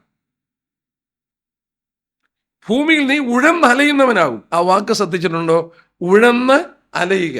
ഇംഗ്ലീഷിൽ വായിച്ച 2 വാക്ക്. You will be a fugitive and a vagabond. You will be a fugitive. Fugitive എന്നുള്ള വാക്കിൽ നിന്നും അറിയാം, യൂറോപ്പിലോട്ട് ഇപ്പം നോക്കിയാൽ ഒരുപാട് ഫിജിറ്റീവ്സ്, അഭയാർത്ഥികൾ വീട് വിട്ട് ഓടിപ്പോയി. വീട് വിട്ടിട്ട് അവർ അഭയാർത്ഥികളായി തീർന്നു. You will be a fugitive and you will be a vagabond. Vagabond എന്ന് പറഞ്ഞാൽ he doesn't have a home. വീട് വിട്ടുപോയി അഭയാർത്ഥിയായി മാറി, അവന് വീടുമില്ല. ദൈവമക്കളെ സംബന്ധിച്ച് എന്താ പറഞ്ഞത്? ഇത് പാപം ചെയ്തു കഴിഞ്ഞ് കായിനോട് ആവശ്യപ്പെട്ട് ദൈവം പറഞ്ഞു, you will be a fugitive and a vagabond. എന്നാൽ ദൈവജനത്തിൻ്റെ description we are pilgrims and strangers. അതല്ല പറഞ്ഞത്. നമ്മൾ പിൽഗ്രിംസ് ആൻഡ് സ്ട്രേഞ്ചേഴ്സ് ആണ്, നമ്മൾ മോക്ഷയാത്രക്കാരാണ്, നമ്മൾ പരദേശികളാണ്. ആ രണ്ട് വാക്യത്തിന് വലിയ ആശയമുണ്ട്. ഒരു മോക്ഷയാത്രക്കാരൻ അവന് വീട് വിട്ടു പോവുകയല്ല, ഈസ് മാർച്ചിങ് ഓൺ. അവനൊരു ലക്ഷ്യത്തിലേക്ക് മാർച്ച് ചെയ്ത് പോയിക്കൊണ്ടിരിക്കുക. മാത്രമല്ല ഒരു സ്ട്രേഞ്ചറാണ്, ഇവിടെ ഒരു അന്യനായിട്ട് അവൻ പാർക്കുകയാണ്. ഇതല്ല അവൻ്റെ വീട്. സ്വർഗത്തെ നോക്കിക്കൊണ്ട് അവനെ യാത്രയാണ്. ഈ രണ്ട് വ്യക്തികളുടെ കാര്യം നമുക്ക് കുറച്ചുകൂടെ മനസ്സിലാക്കാനായിട്ട് ഇടയാകുന്നു. അപ്പോൾ ഓർക്കണം, മനുഷ്യന് ദുഃഖമുള്ളവനാണ്, ഒരുപാട് ദുഃഖം, എല്ലാ തുറകളിലും ദുഃഖമാണ്. നമ്മൾ വായിക്കുന്നുണ്ട്, എനിക്ക് ചിറകുണ്ടായിരുന്നെങ്കിൽ, സങ്കീർത്തനക്കാരൻ പറയുന്നുണ്ട്, എനിക്ക് ചിറകുണ്ടായിരുന്നെങ്കിൽ, 55 സങ്കീർത്തനം 6 വാക്യം. ആ ദുഃഖത്തിൻ്റെ അതിൽ നിന്ന് വരുന്ന ഒരു ഒരു പ്രകടനകരമായ ഒരു വാക്യമാണ് 55 സങ്കീർത്തനത്തിൻ്റെ 6 വാക്യം. പ്രാവിനുള്ളതുപോലെ എനിക്ക് ചിറകുണ്ടായിരുന്നെങ്കിൽ, എന്നാൽ ഞാൻ പറന്നുപോയി വിശ്രമിക്കുമായിരുന്നു എന്നവൻ പറഞ്ഞു. പ്രാവിനുള്ള പോലെ ചിറകുണ്ടായിരുന്നു, ഞാൻ പറന്നുപോയനെ. എങ്ങോട്ട് പറന്നു പോകാനാ? ഞാനിത് വായിച്ചപ്പോൾ ഓർത്തു, ആ പെട്ടകത്തിൽ നിന്ന് പ്രാക്കളെ വിട്ടപ്പോൾ നിങ്ങൾക്കറിയാം, ആ പ്രാക്കൾക്ക് കാലുകുത്താൻ സ്ഥലമില്ലായിരുന്നു. ശ്രദ്ധിച്ചോ? ആ പെട്ടകത്തിൽ നിന്ന് പ്രാക്കളെ നോഹ അയച്ചപ്പോൾ ആ പ്രാക്കൾക്ക് കാലുകുത്താൻ സ്ഥലമില്ല, അവ പോയും വന്നുകൊണ്ടിരുന്നു. എന്നാൽ കാക്കയോ, അതിന് പോയപ്പോൾ മലങ്കാക്കകൾക്ക് എല്ലാം ചത്ത ശവങ്ങളൊക്കെ പൊങ്ങിക്കിടക്കുക, അതിന് തിന്ന് ജീവിക്കാൻ ഇഷ്ടം പോലെയാണ്. ഒരു ദൈവ പൈതലിന് നമ്മൾ ഓർത്തതുപോലെ ഈ ലോകത്തിലെ സോറാസാണ്. എന്നാൽ ഒരു പ്രവചന ഭാഗമുണ്ട്, 60 യെശയ്യാ പ്രവചനം 60:8 വാക്യം. 60:8 വാക്യത്തിൽ ഇങ്ങനെ വായിക്കുന്നുണ്ട്, തങ്ങളുടെ കിളിവാതുകളിലേക്ക് പ്രാവുകളെ പോലെ പറന്നു വരുന്ന ഇവരാറ്. തങ്ങളുടെ കിളിവാതുകളിലേക്ക് പ്രാക്കളെ പോലെ പറന്നു വരുന്ന ഇവരാരാണ്? ഇസ്രായേലിൻ്റെ മടങ്ങിവരവിൻ്റെ ചിത്രം അവിടെ കാണുന്നുണ്ടെങ്കിലും നമ്മൾ ഓർക്കണം, അത് വാതിലുകളിലേക്ക് മടങ്ങി വരികയാണ്. പ്രവാചകൻ ചോദിക്കുകയാണ് ആരാണെന്ന് ചോദിക്കുമ്പോൾ അതിന് മറ്റൊരാശയമുണ്ടെന്ന് ചിന്തിക്കുന്നുണ്ട്. എന്താണെന്ന് ചോദിച്ചാൽ, മനുഷ്യൻ എപ്പോഴും പരദേശിക്ക് വേണ്ടി കൊതിച്ചു, അവിടെ നിന്ന് അവനെ ആട്ടിപ്പായിച്ചു. എന്നാൽ ഒരിക്കൽ അവന് വേണ്ടി വാതിൽ ദൈവം വീണ്ടും തുറന്നു കൊടുക്കുമ്പോൾ അവർ കൂട്ടം കൂട്ടമായി പറന്ന് വീണ്ടും അവിടേക്ക് കയറുമ്പോൾ ചോദിക്കുന്ന ചോദ്യമാണ്, ഇവരെ പ്രാക്കളെ പോലെ മടങ്ങി വരുന്ന ഇവരാരാണ്? അവിടെ കേൾക്കുന്ന ശബ്ദമാണ്, ഇനി ദുഃഖം ഉണ്ടാകില്ല. അങ്ങനെ ഒരു ശബ്ദം ലോകത്തിൽ കേൾപ്പാൻ ഇന്ന് വരെ സാധിച്ചിട്ടില്ല. പാപം ചെയ്ത ശേഷം ഇന്ന് വരെ അത് കേൾക്കാൻ സാധിച്ചിട്ടില്ല. എന്നാൽ അന്ന് കേൾക്കും, there shall be no more sorrow, ഇനി ദുഃഖം ഉണ്ടാകത്തില്ല. മൂന്നാമത് നമ്മൾ ഓർത്തതുപോലെ no more crying, ഇനിയും കണ്ണുനീരില്ല. No more cry. ഞാൻ ഇന്ന് പകല് വരുന്ന ഭാഗം നോക്കി, വെളിപാട് 21:4 വായിക്കുന്നു, ഇനി കണ്ണുനീരില്ല. മനുഷ്യൻ്റെ മനസ്സിൻ്റെ വേദനയുടെ പുറത്തോട്ടുള്ള ഒഴുക്കലാണ് ഈ കണ്ണുനീര്. എന്ത് കണ്ണുനീരായില്ലേ! മാത്രമല്ല, ഒരു ദൈവദാസനെ സംബന്ധിച്ച് നോക്കിയാലും 126 സങ്കീർത്തനത്തിന് 5 വാക്യത്തിൽ വായിക്കുന്നത്, കണ്ണുനീരോടെ വിതയ്ക്കുകയാണ്. ഒരു കർത്താവിൻ്റെ ദാസൻ ശുശ്രൂഷിക്കുമ്പോഴും എത്രയോ കണ്ണുനീരോടുകൂടിയാണ് അവൻ്റെ വേല ചെയ്യുന്നത്. എത്രയോ മനുഷ്യര് എന്തെല്ലാം ബുദ്ധിമുട്ടുകൾ അനുഭവിക്കുകയാണ്. വിശുദ്ധന്മാർ ദൈവത്തോട് കണ്ണുനീരോടെ പ്രാർത്ഥിക്കുന്നു, ദൈവദാസന്മാർ കണ്ണുനീരോടുകൂടെ വിതയ്ക്കുന്നു. കിടക്കയിൽ സങ്കീർത്തനം 6:6 വായിക്കുന്നുണ്ട്, കിടക്ക കണ്ണുനീരുകൊണ്ട് നനയ്ക്കുകയാണ്. തുരുത്തിയിൽ 50 സങ്കീർത്തനത്തിൻ്റെ 8 വാക്യത്തിലുണ്ട്, തുരുത്തിയിൽ എൻ്റെ കണ്ണുനീര് ശേഖരിച്ചു വെച്ചിരിക്കുന്നു. മനുഷ്യൻ്റെ ജീവിതം എന്ന് പറഞ്ഞാൽ കണ്ണുനീര് നിറഞ്ഞതാണ്. നല്ലവിടെ വായിക്കുന്നു, യഹോവയായ കർത്താവ്, അവിടെ വായിക്കുന്നുണ്ട്, ഇങ്ങനെ വായിക്കുന്നുണ്ട്, യഹോവയായ കർത്താവ് സകല മുഖങ്ങളിൽ നിന്നും കണ്ണുനീർ തുടച്ച് കളയും. ദൈവം കണ്ണുനീര് തുടച്ച് കളയുന്ന, ഇനി കണ്ണുനീരില്ല. വീണ്ടും നമ്മൾ വായിക്കുന്നു, കഷ്ടതയുണ്ടാകത്തില്ല. ഇംഗ്ലീഷ് വായിച്ചാൽ നോ മോർ പെയിൻ എന്ന, കഷ്ടതയുണ്ടാകത്തില്ല, ഇനി കഷ്ടതയുണ്ടാകത്തില്ല. ഇംഗ്ലീഷിലെ നോ മോർ പെയിൻ എന്നാണ്. ഹോസ്പിറ്റലിൽ ചെന്നാൽ നമുക്കറിയാം, ഒരു ക്യാൻസർ വാർഡിൽ ചെന്നാൽ നമ്മൾ തന്നെ കരഞ്ഞു പോകും. നമ്മുടെ ജീവിതത്തിന് തന്നെ ഒരു വ്യത്യാസം വരും. കാരണം അവിടെ അനുഭവിക്കുന്ന വേദനകൾ, മനുഷ്യൻ്റെ ഈ ആരോഗ്യമൊക്കെ ക്ഷയിക്കുമ്പോൾ, രോഗങ്ങൾ കടന്നു വന്ന് വേദനകൾ അനുഭവിക്കുമ്പോൾ അവൻ അനുഭവിക്കുന്ന ദുരിതങ്ങൾ, ദൈവം പറയുന്നു ഇനി കഷ്ടതയുണ്ടാകത്തില്ല. there will be no more pain. സ്വർഗം എങ്ങനെയാണ്? It's a place where there is no pain. 5 നമ്മൾ വായിക്കുന്നു, ഇനി രാത്രി ഉണ്ടാകത്തില്ല. ഒന്നാമത് ഓർക്കണം, പകൽ അധ്വാനിച്ച ശേഷം ഒരു രാത്രി ഇല്ലെങ്കിൽ നമുക്ക് അടുത്ത ദിവസം ജീവിക്കാൻ നിവൃത്തിയില്ല, അധ്വാനിക്കാനൊക്കത്തില്ല. നമ്മൾ ഒരു പകലത്തെ അധ്വാനത്തിന് ശേഷം ക്ഷീണിക്കും. അതുകൊണ്ടാണ് രാത്രി ദൈവം നമുക്ക് തന്ന, രാത്രി വിശ്രമിക്കുകയാണ്. എന്നാൽ സ്വർഗം എങ്ങനെയാണ്? നമുക്ക് ക്ഷീണമില്ലായിരിക്കും, ഉറങ്ങേണ്ട ആവശ്യമില്ല. അവൻ ഉറങ്ങുന്നില്ല, മയങ്ങുന്നില്ല. നാം രൂപാന്തരപ്പെട്ട് കഴിയുമ്പോൾ ഉറക്കം നമുക്ക് ആവശ്യമില്ല. നോ മോർ, രാത്രിയില്ല. എന്നാൽ രാത്രി ദൈവജനത്തിൽ ഡാർക്ക്നെസ് എന്ന് പറയുന്നത് വളരെ ആഴമേറിയ മറ്റു ചില ആശയങ്ങൾ തരുന്നുണ്ട്. സംശയങ്ങൾ, ഇഗ്നറൻസ്, സെപ്പറേഷൻ ഒക്കെ നമുക്ക് കിട്ടുന്നുണ്ട്. 1 തെസ്സലോനിയർ 5:7 വായിക്കുന്നുണ്ട്, മദ്യപിക്കുന്നവൻ രാത്രിയിൽ മദ്യപിക്കുന്നു. സകല വൈസസും സകല ദുഷ്ടപ്രവൃത്തികളും മനുഷ്യൻ ചെയ്യുന്നത് എപ്പോഴാണ്? രാത്രിയിലാണ്. നമുക്കറിയാം, ദുഷ്ട വന്യമൃഗങ്ങൾ എപ്പോഴാണ് ഇറങ്ങുന്നത്? രാത്രിയിലാണ്. ചില കല്ലുകളൊക്കെ പൊക്കിയാൽ കാണും ചില പ്രാണികളെ, അത് വീണ്ടും അതിനോട്ട് ഇരുട്ടിനകത്തോട്ടം കയറിപ്പോവുക. അതിന് പകൽ വരാനായിട്ട് നിവൃത്തിയില്ല. മദ്യപിക്കുന്നവൻ രാത്രി മദ്യപിക്കുന്നു, വെറിക്കൂത്തുകളും എല്ലാം ചെയ്യുന്നവൻ രാത്രി ചെയ്യുന്നു. രാത്രി ഇനി ഉണ്ടാകത്തില്ല. അങ്ങനെയുള്ള സംഭവങ്ങൾ ഉണ്ടാകാതിരിക്കുന്ന, പിന്നെ നമ്മൾ ഓർക്കണം, 90 സങ്കീർത്തനത്തിൻ്റെ 5 വാക്യത്തിൽ അത്യുന്നതന്റെ മറവിൽ വസിക്കുന്നതിനെ കുറിച്ച് പറയുമ്പോൾ രാത്രിയിലെ ഭയത്തിൽ നിന്നും അവനെ വിടുവിക്കും. അപ്പം രാത്രിക്ക് ഭയമുണ്ട്. എത്ര വലിയവരാണെങ്കിലും തനിച്ചൊക്കെ കൂരികളിലൊക്കെ തനിച്ചു പോകുമ്പോഴൊക്കെ ഒരു ചെറിയ പേടിയൊക്കെ തോന്നും. രാത്രിയിലെ ഭയത്തിൽ നിന്ന് അവരെ വിടുവിക്കുമെന്ന് 90 സങ്കീർത്തനം 5 വാക്യത്തിൽ വായിക്കുന്നു. വീണ്ടും നമ്മൾ സങ്കീർത്തനം 30:5 വായിക്കുന്നുണ്ട്, സന്ധ്യയെങ്കിൽ കരച്ചിൽ വന്ന് പാർക്കും, ഉഷസ്സിലോ ആനന്ദഘോഷം വരും. ഈ രാത്രി വേളയിൽ ഒരുപാട് കാര്യങ്ങളുണ്ട്, ഒരുപാട് കാര്യങ്ങൾ ഇങ്ങനെ പറയുന്നുണ്ട്. ഇരുട്ടിൻ്റെ അനുഭവങ്ങളെക്കുറിച്ച് വായിക്കുന്നു. എന്നാൽ ഇനി രാത്രി ഉണ്ടാകത്തില്ല. എന്താ കാരണം? No more night. നമ്മൾ വായിക്കുന്നുണ്ട് രാത്രി ഉണ്ടാകത്തില്ല. കാരണം എന്നാ? സൂര്യനെ കവിഞ്ഞ പ്രകാശമുള്ള ദൈവത്തിൻ്റെ പുത്രനും സൂര്യനെ കവിഞ്ഞ് അടുത്തുകൂടാത്ത വെളിച്ചത്തിലുള്ള ദൈവം വസിക്കുന്ന പ്രതലത്തിൽ എവിടെയാണ് രാത്രി? വെളിപാട് 21 23 തൊട്ടുള്ള വാക്യം നോക്കുക. നഗരത്തെ പ്രകാശിപ്പിക്കാൻ സൂര്യനും ചന്ദ്രനും ആവശ്യമില്ല, ദൈവതേജസ് അതിനെ പ്രകാശിപ്പിക്കും. കുഞ്ഞാണ് അതിൻ്റെ വിളക്കാകുന്നു, ജാതികൾ അതിൻ്റെ വെളിച്ചത്തിൽ നടക്കും. നമുക്കറിയാം, പഴയ നിയമത്തിൽ ദൈവത്തിന് വസിപ്പാൻ ഒരു ആലയമുണ്ടാക്കി, സമാഗമന കൂടാരം. അതിനുശേഷം സലോമോൻ പണിതു. ഈ 2 ഭാഗത്തും നോക്കി, അവിടെ ദൈവം വസിച്ച ഹോളി ഓഫ് ഹോളീസ്, അവിടെ വല്ല വിളക്കുണ്ടായിരുന്നു?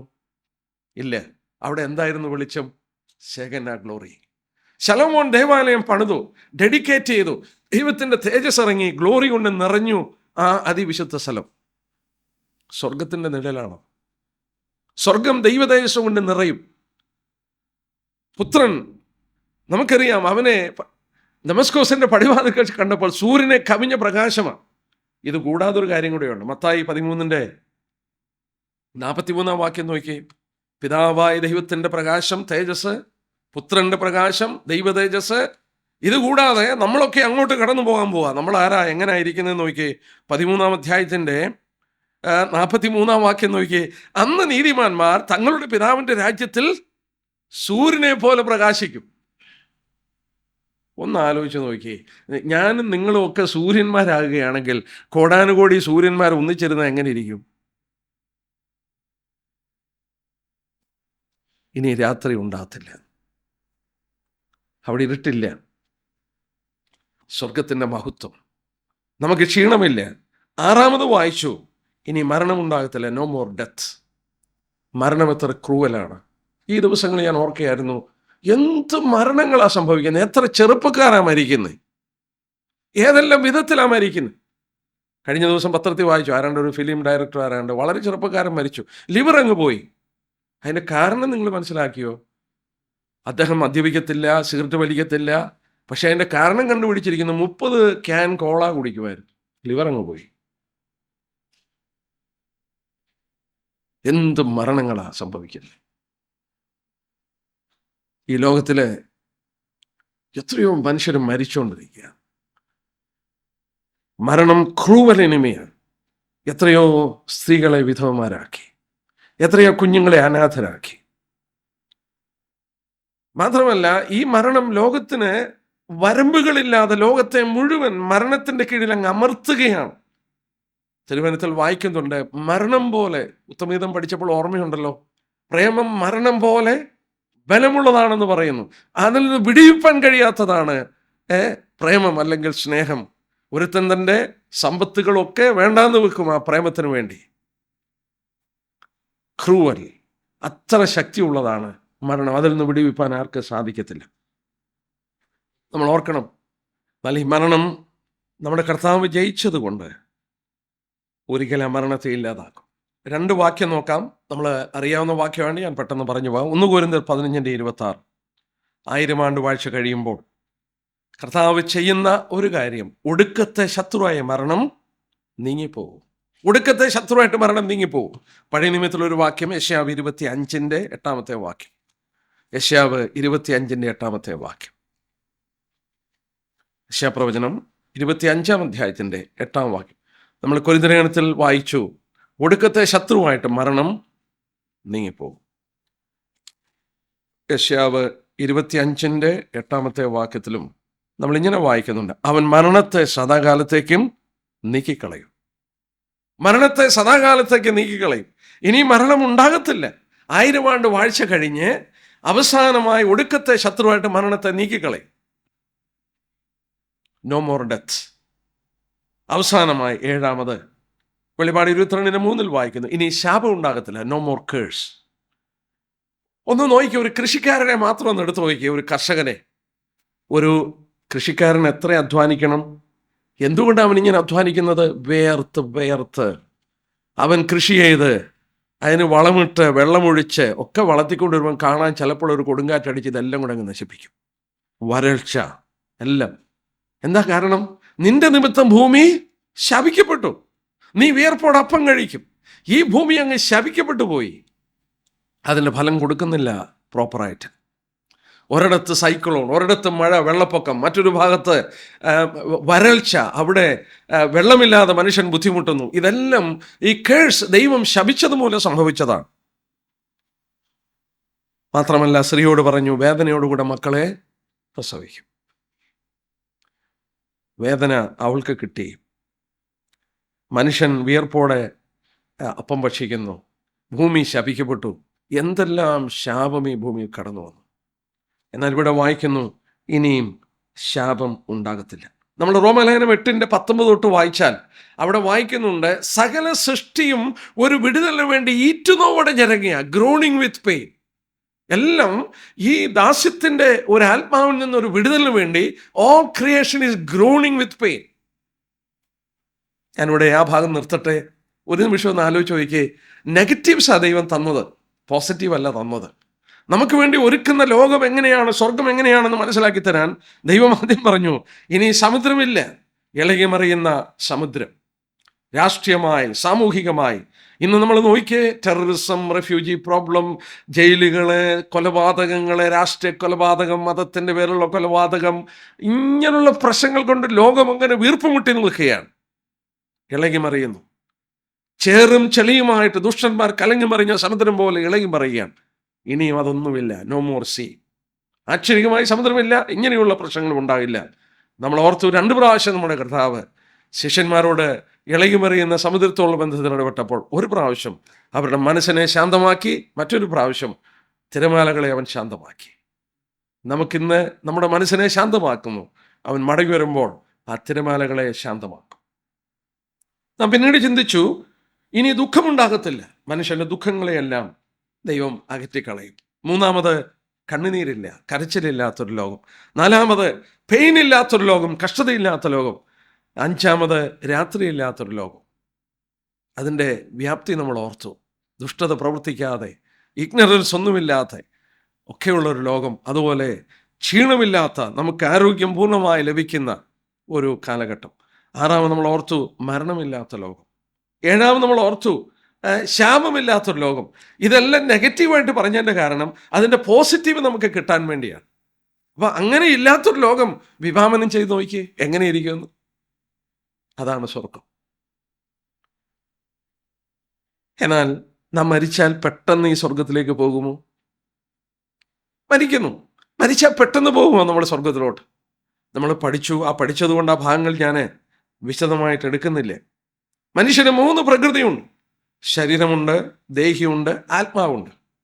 മനുഷ്യനെ സംബന്ധിച്ച് അവൻ്റെ ആത്മാവും ദേഹിയും തമ്മിൽ, സോളും സ്പിരിറ്റും കൂടെ ബന്ധപ്പെട്ട് കിടക്കുകയാണ്. ഒരിക്കലും അതിനെ വേർപെടുത്താൻ സാധിക്കത്തില്ല. മരണത്തിലും വേർപിരിയുന്നില്ല. ശരീരം ഇവിടെ ഉപേക്ഷിച്ച് കഴിയുമ്പോൾ അവരുടെ ആത്മാക്കൾ വിട്ടുപോവുകയാണ്. എങ്ങോട്ടാണ് പോകുന്നത്? അതിനെ നൽകിയ ദൈവത്തിൻ്റെ അടുക്കലോട്ട് പോവുകയാണ്.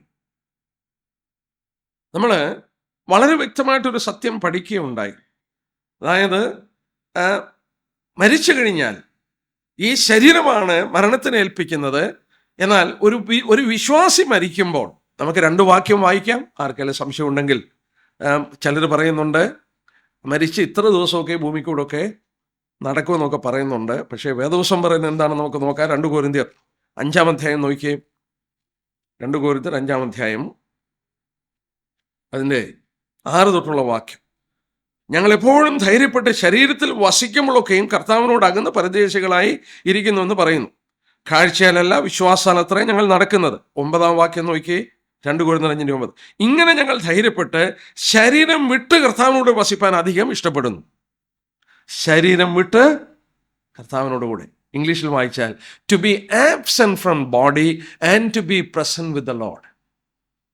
സ്കൂളിലൊക്കെ പഠിക്കുമ്പോൾ ഹാജർ ബുക്ക് എടുത്തു വെച്ച് പേര് വിളിക്കുമ്പോൾ പ്രസൻസ് എന്ന് വിളിക്കുന്ന പോലെ സ്വർഗത്തിൽ ഒരു ദിവസം നമ്മുടെ പേര് വിളിക്കും. ആ നിമിഷം അവിടെ പ്രസന്റ് ആകും. ശരീരം വിട്ട് കർത്താവിനോട് കൂടെ. മറ്റൊരു വാക്യം ഫിലിപ്പി ലേഖനം 1-ാം അധ്യായത്തിൻ്റെ 23-ാം വാക്യം. ഫിലിപ്പീൻസ് ചാപ്റ്റർ 1 അതിൻ്റെ 23-ാമത്തെ വാക്യം. പൗലോസ് പറഞ്ഞ മറ്റൊരു ഭാഗം. Philippines chapter 1 verse 23. ഫിലിപ്പി ലേഖനം 1:21. വിട്ടുപിരിഞ്ഞ് ക്രിസ്തുവിനോട് ഇരിപ്പാൻ എനിക്ക് കാംക്ഷയുണ്ട്. വിട്ടുപിരിഞ്ഞ് ക്രിസ്തുവിനോട് കൂടെ. To depart and to be with Christ. To depart and to be with Christ. ഈ ശരീരം വിട്ടാൽ ദൈവമക്കളെ ക്രിസ്തുവിനോട് കൂടെയാണ്. ക്രിസ്തുവിനോട് കൂടെയാണെന്ന് വളരെ വ്യക്തമായി തെളിഞ്ഞു ഈ 2 വാക്യത്തിലൂടെ. To be absent from body and to be present with the Lord. വിട്ടുപിരിഞ്ഞ് ക്രിസ്തുവിനോട് കൂടെ. ക്രിസ്തു ഇപ്പോൾ എവിടെ? റോമലേഖനം 8-ാം അധ്യായം നോക്കി. ക്രിസ്തു ഇപ്പോൾ എവിടെയാണ്? നമ്മുടെ ശരീരം വിട്ടാൽ നമ്മൾ ക്രിസ്തുവിൻ്റെ അടുക്കലോട്ടാണ് പോകുന്നത്. റോമലേഖനം 8-ാം അധ്യായത്തിൻ്റെ 34-ാം വാക്യം നോക്കി. 8-ന്റെ 34-ാമത്തെ വാക്യം. അവിടെ വായിക്കുന്നു, ക്രിസ്തുയേശു മരിച്ചവൻ, മരിച്ചിട്ട് ഉയർന്നേറ്റവൻ, അവൻ ദൈവത്തിൻ്റെ വലത്തുഭാഗത്തിരിക്കുകയും നമുക്ക് വേണ്ടി പക്ഷപാതം ചെയ്യുകയും ചെയ്തു. സ്വർഗത്തിൽ ദൈവത്തിൻ്റെ വലത്തുഭാഗത്ത് പുത്രൻ ഇരിക്കുകയാണ്. നാം അപ്പോൾ ഈ ശരീരം വിട്ടുകഴിഞ്ഞാൽ തിരുവചനത്തിൽ വായിക്കുന്നു വിട്ടുപിരിഞ്ഞ് ക്രിസ്തുവിനോട് കൂടെ. അപ്പോൾ എങ്ങോട്ടാ പോകുന്നേ? നേരെ സ്വർഗത്തിൽ പോകും. ദൈവമക്കൾ മരിക്കുമ്പോൾ നേരെ സ്വർഗത്തിൽ പോകും. നമ്മുടെ പിതാക്കന്മാർ, നമ്മുടെ മാതാക്കളൊക്കെ മരിക്കുമ്പോൾ ഒരാശ്വാസം നമുക്ക് ലഭിക്കുന്നുണ്ട്. എന്താണെന്ന് ചോദിച്ചാൽ അവരുടെ പ്രാണൻ എടുത്തു കഴിഞ്ഞാൽ ആ നിമിഷത്തിൽ അവർ കർത്താവിനോട് കൂടെ. ഒന്ന് ആലോചിച്ച് നോക്കിയാൽ ചിലപ്പോൾ ഞാൻ ഇരുന്ന് ഒരുപാട് ഫ്യൂണറിലൊക്കെ സംസാരിക്കുകയും പങ്കെടുക്കുകയും ചെയ്യും. അവൾ ഓർക്കും ഞാനിരുന്ന് അവരിപ്പോൾ അവിടെയാണ്, മനോഹരമായ തീരത്ത്. മാത്രമല്ല വേദവസം വീണ്ടും നമ്മളെ പഠിപ്പിക്കുന്നുണ്ട്, ഒരു വലിയ സമൂഹത്തോടു കൂടെ അവർ ഇരിക്കുന്നു എന്ന് പഠിപ്പിക്കുന്നുണ്ട്. വിട്ടുപിരിഞ്ഞ് ക്രിസ്തുവിനോട് കൂടെയാണ്. നമ്മുടെ കർത്താവ് പഠിപ്പിച്ചു. മത്തായി 22-ന്റെ 32-ാം വാക്യം. മാത്യു 22:32. ഞാൻ അബ്രഹാമിൻ്റെ ദൈവവും ഇസാക്കിൻ്റെ ദൈവവും യാക്കോബിൻ്റെ ദൈവവുമാണ്. എന്നല്ല അടുത്ത എന്നാ പറയുന്നത്? ദൈവം മരിച്ചവരുടെ ദൈവമല്ല, ജീവിക്കുന്നവരുടെ ദൈവമാണ്. അപ്പൊ അബ്രഹാം മരിച്ചുപോയി, ഇസാക്ക് മരിച്ചുപോയി, യാക്കോബ് മരിച്ചുപോയി. എന്നാൽ വേദവസം പറയുന്നത് അങ്ങനല്ല. അവർ മരിച്ചെങ്കിലും അവരെവിടെയാണ്? ജീവിക്കുന്നു. അവരുടെ ദൈവമാണ് ദൈവം. അതുകൊണ്ടാണ് ദൈവം അവരുടെ ദൈവമായിട്ട് തന്നെത്താൻ പറഞ്ഞത്. നമുക്ക് ഇവരുടെ മരണത്തോടുള്ള ബന്ധത്തിലൊന്ന് വായിച്ചു നോക്കാം. ഉൽപ്പത്തി പുസ്തകം 25-ാം അധ്യായം എടുത്താട്ടെ. ഇവരുടെ മരണത്തെക്കുറിച്ച് രേഖപ്പെടുത്തി വേദപുസ്തകത്തിൽ വെറുതെ എഴുതിയിരിക്കുന്നതല്ല. ഉൽപ്പത്തി പുസ്തകം 25-ാം അധ്യായത്തിൻ്റെ 8-ാം വാക്യം. അബ്രഹാം മരിക്കുന്ന കാര്യം നോക്കിയാട്ടെ. ഉൽപ്പത്തി 25-ന്റെ 8-ാം വാക്യം. അബ്രഹാം വയോധികനും കാലസമ്പൂർണനുമായി നല്ല വാർദ്ധക്യത്തിൽ പ്രാണനെ വിട്ട് മരിച്ച് തൻ്റെ ജനത്തോട് ചേർന്നു. അബ്രഹാമിന്റെ ശരീരം കൊണ്ടുവന്ന് ഇവിടെ അടക്കി. ഹെബ്രോണിൽ ചെന്നാൽ, മക്ബേല ഗുഹയിൽ ഇന്നും ചെന്നാൽ കാണാം അബ്രഹാമിനെയും സാറയെ അടക്കിയ സ്ഥലം കാണാം. ഞാൻ പോയി കണ്ടിട്ടുണ്ട് ഹെബ്രോനിൽ.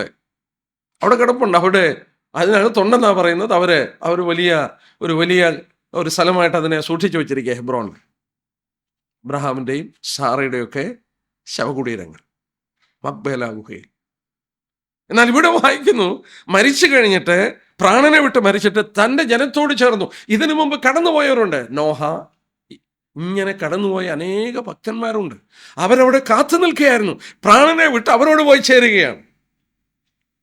അടുത്ത നോക്കിയേ, 35-ാം അധ്യായത്തിൻ്റെ 29-ാം വാക്യം.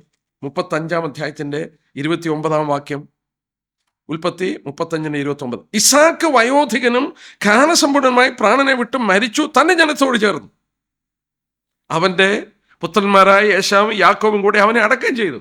ഇവിടെ അടക്കമൊക്കെ നടത്തി. പക്ഷേ ഇസാക്ക് ജനത്തോട് പോയി ചേർന്നു. അടുത്തത് യാക്കോബിനെ കുറിച്ച് 49-ാം അധ്യായം. 49-ാം അധ്യായം അതിൻ്റെ 29-ാമത്തെ വാക്യം. 49-ന്റെ 29-ാമത്തെ വാക്യം.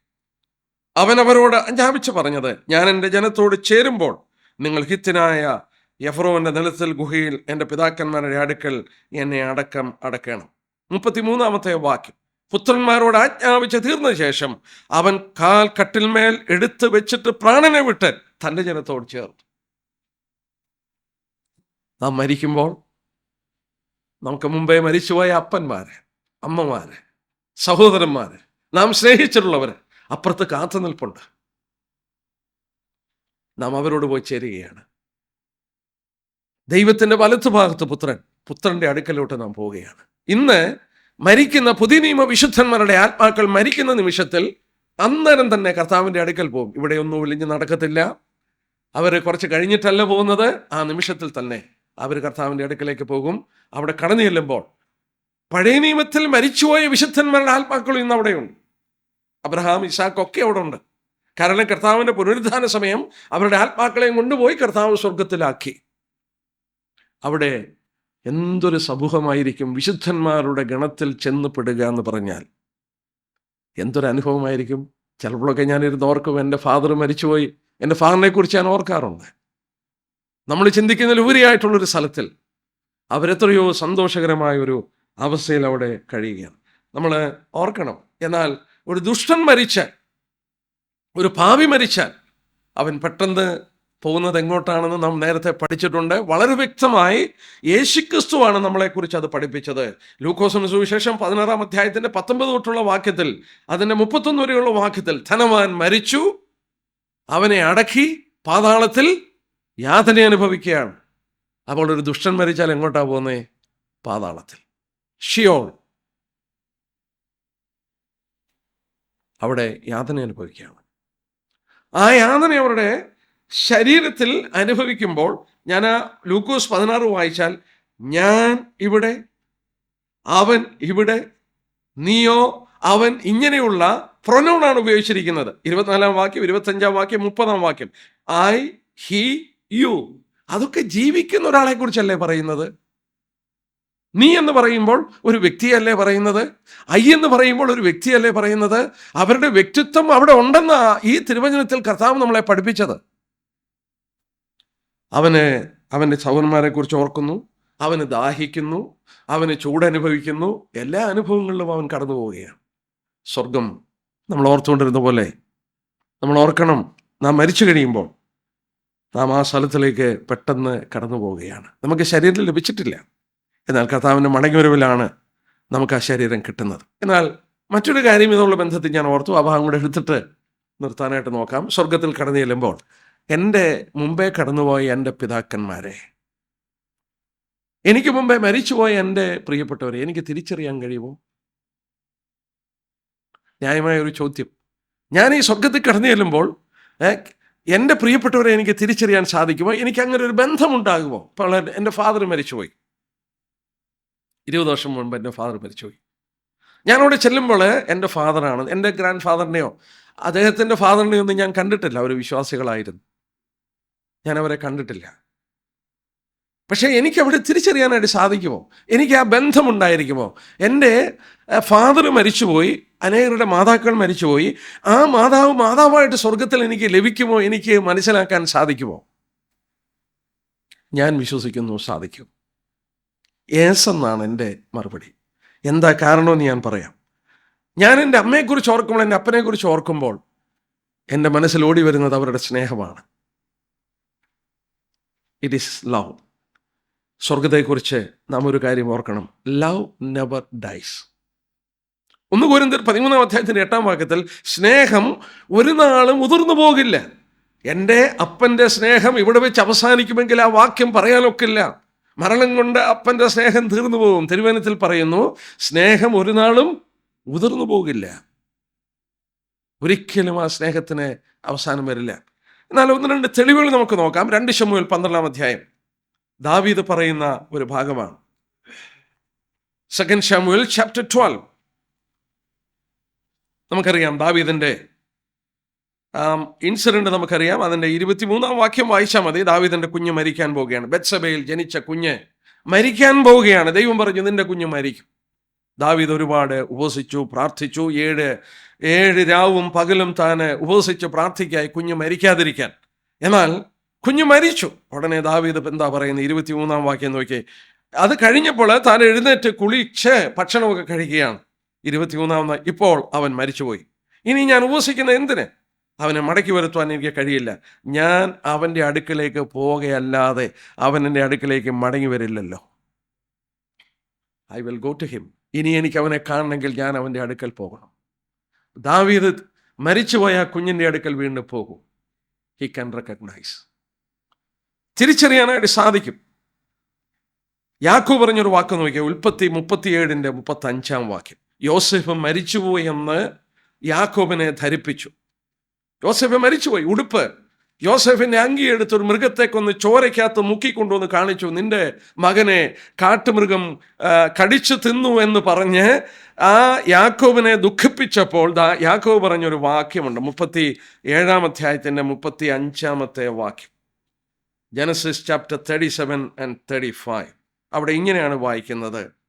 അവൻ്റെ പുത്രന്മാരും പുത്രിമാരും എല്ലാം അവനെ ആശ്വസിപ്പാൻ വന്നു. അവനും ആശ്വാസം കൈക്കൊള്ളുവാൻ മനസ്സില്ലാതെ ഞാൻ ദുഃഖത്തോടെ എൻ്റെ മകൻ്റെ അടുക്കൽ പാതാളത്തിൽ ഇറങ്ങുമെന്ന് പറഞ്ഞു. എൻ്റെ മകൻ്റെ അടുക്കലേക്ക് ഞാൻ പോകും മരിച്ചു കഴിയുമ്പോൾ. അപ്പം ആ മകനെ തിരിച്ചറിയാനായിട്ട് സാധിക്കും. നമ്മൾ ഓർത്തതുപോലെ heaven is a place of reunion. Heaven is a place of reunion.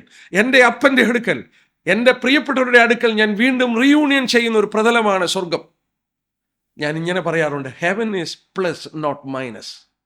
If you have this relation in this world, heaven is not going to be minus, it is going to be plus. സ്വർഗത്തിൽ plus ആണ്, minus അല്ല.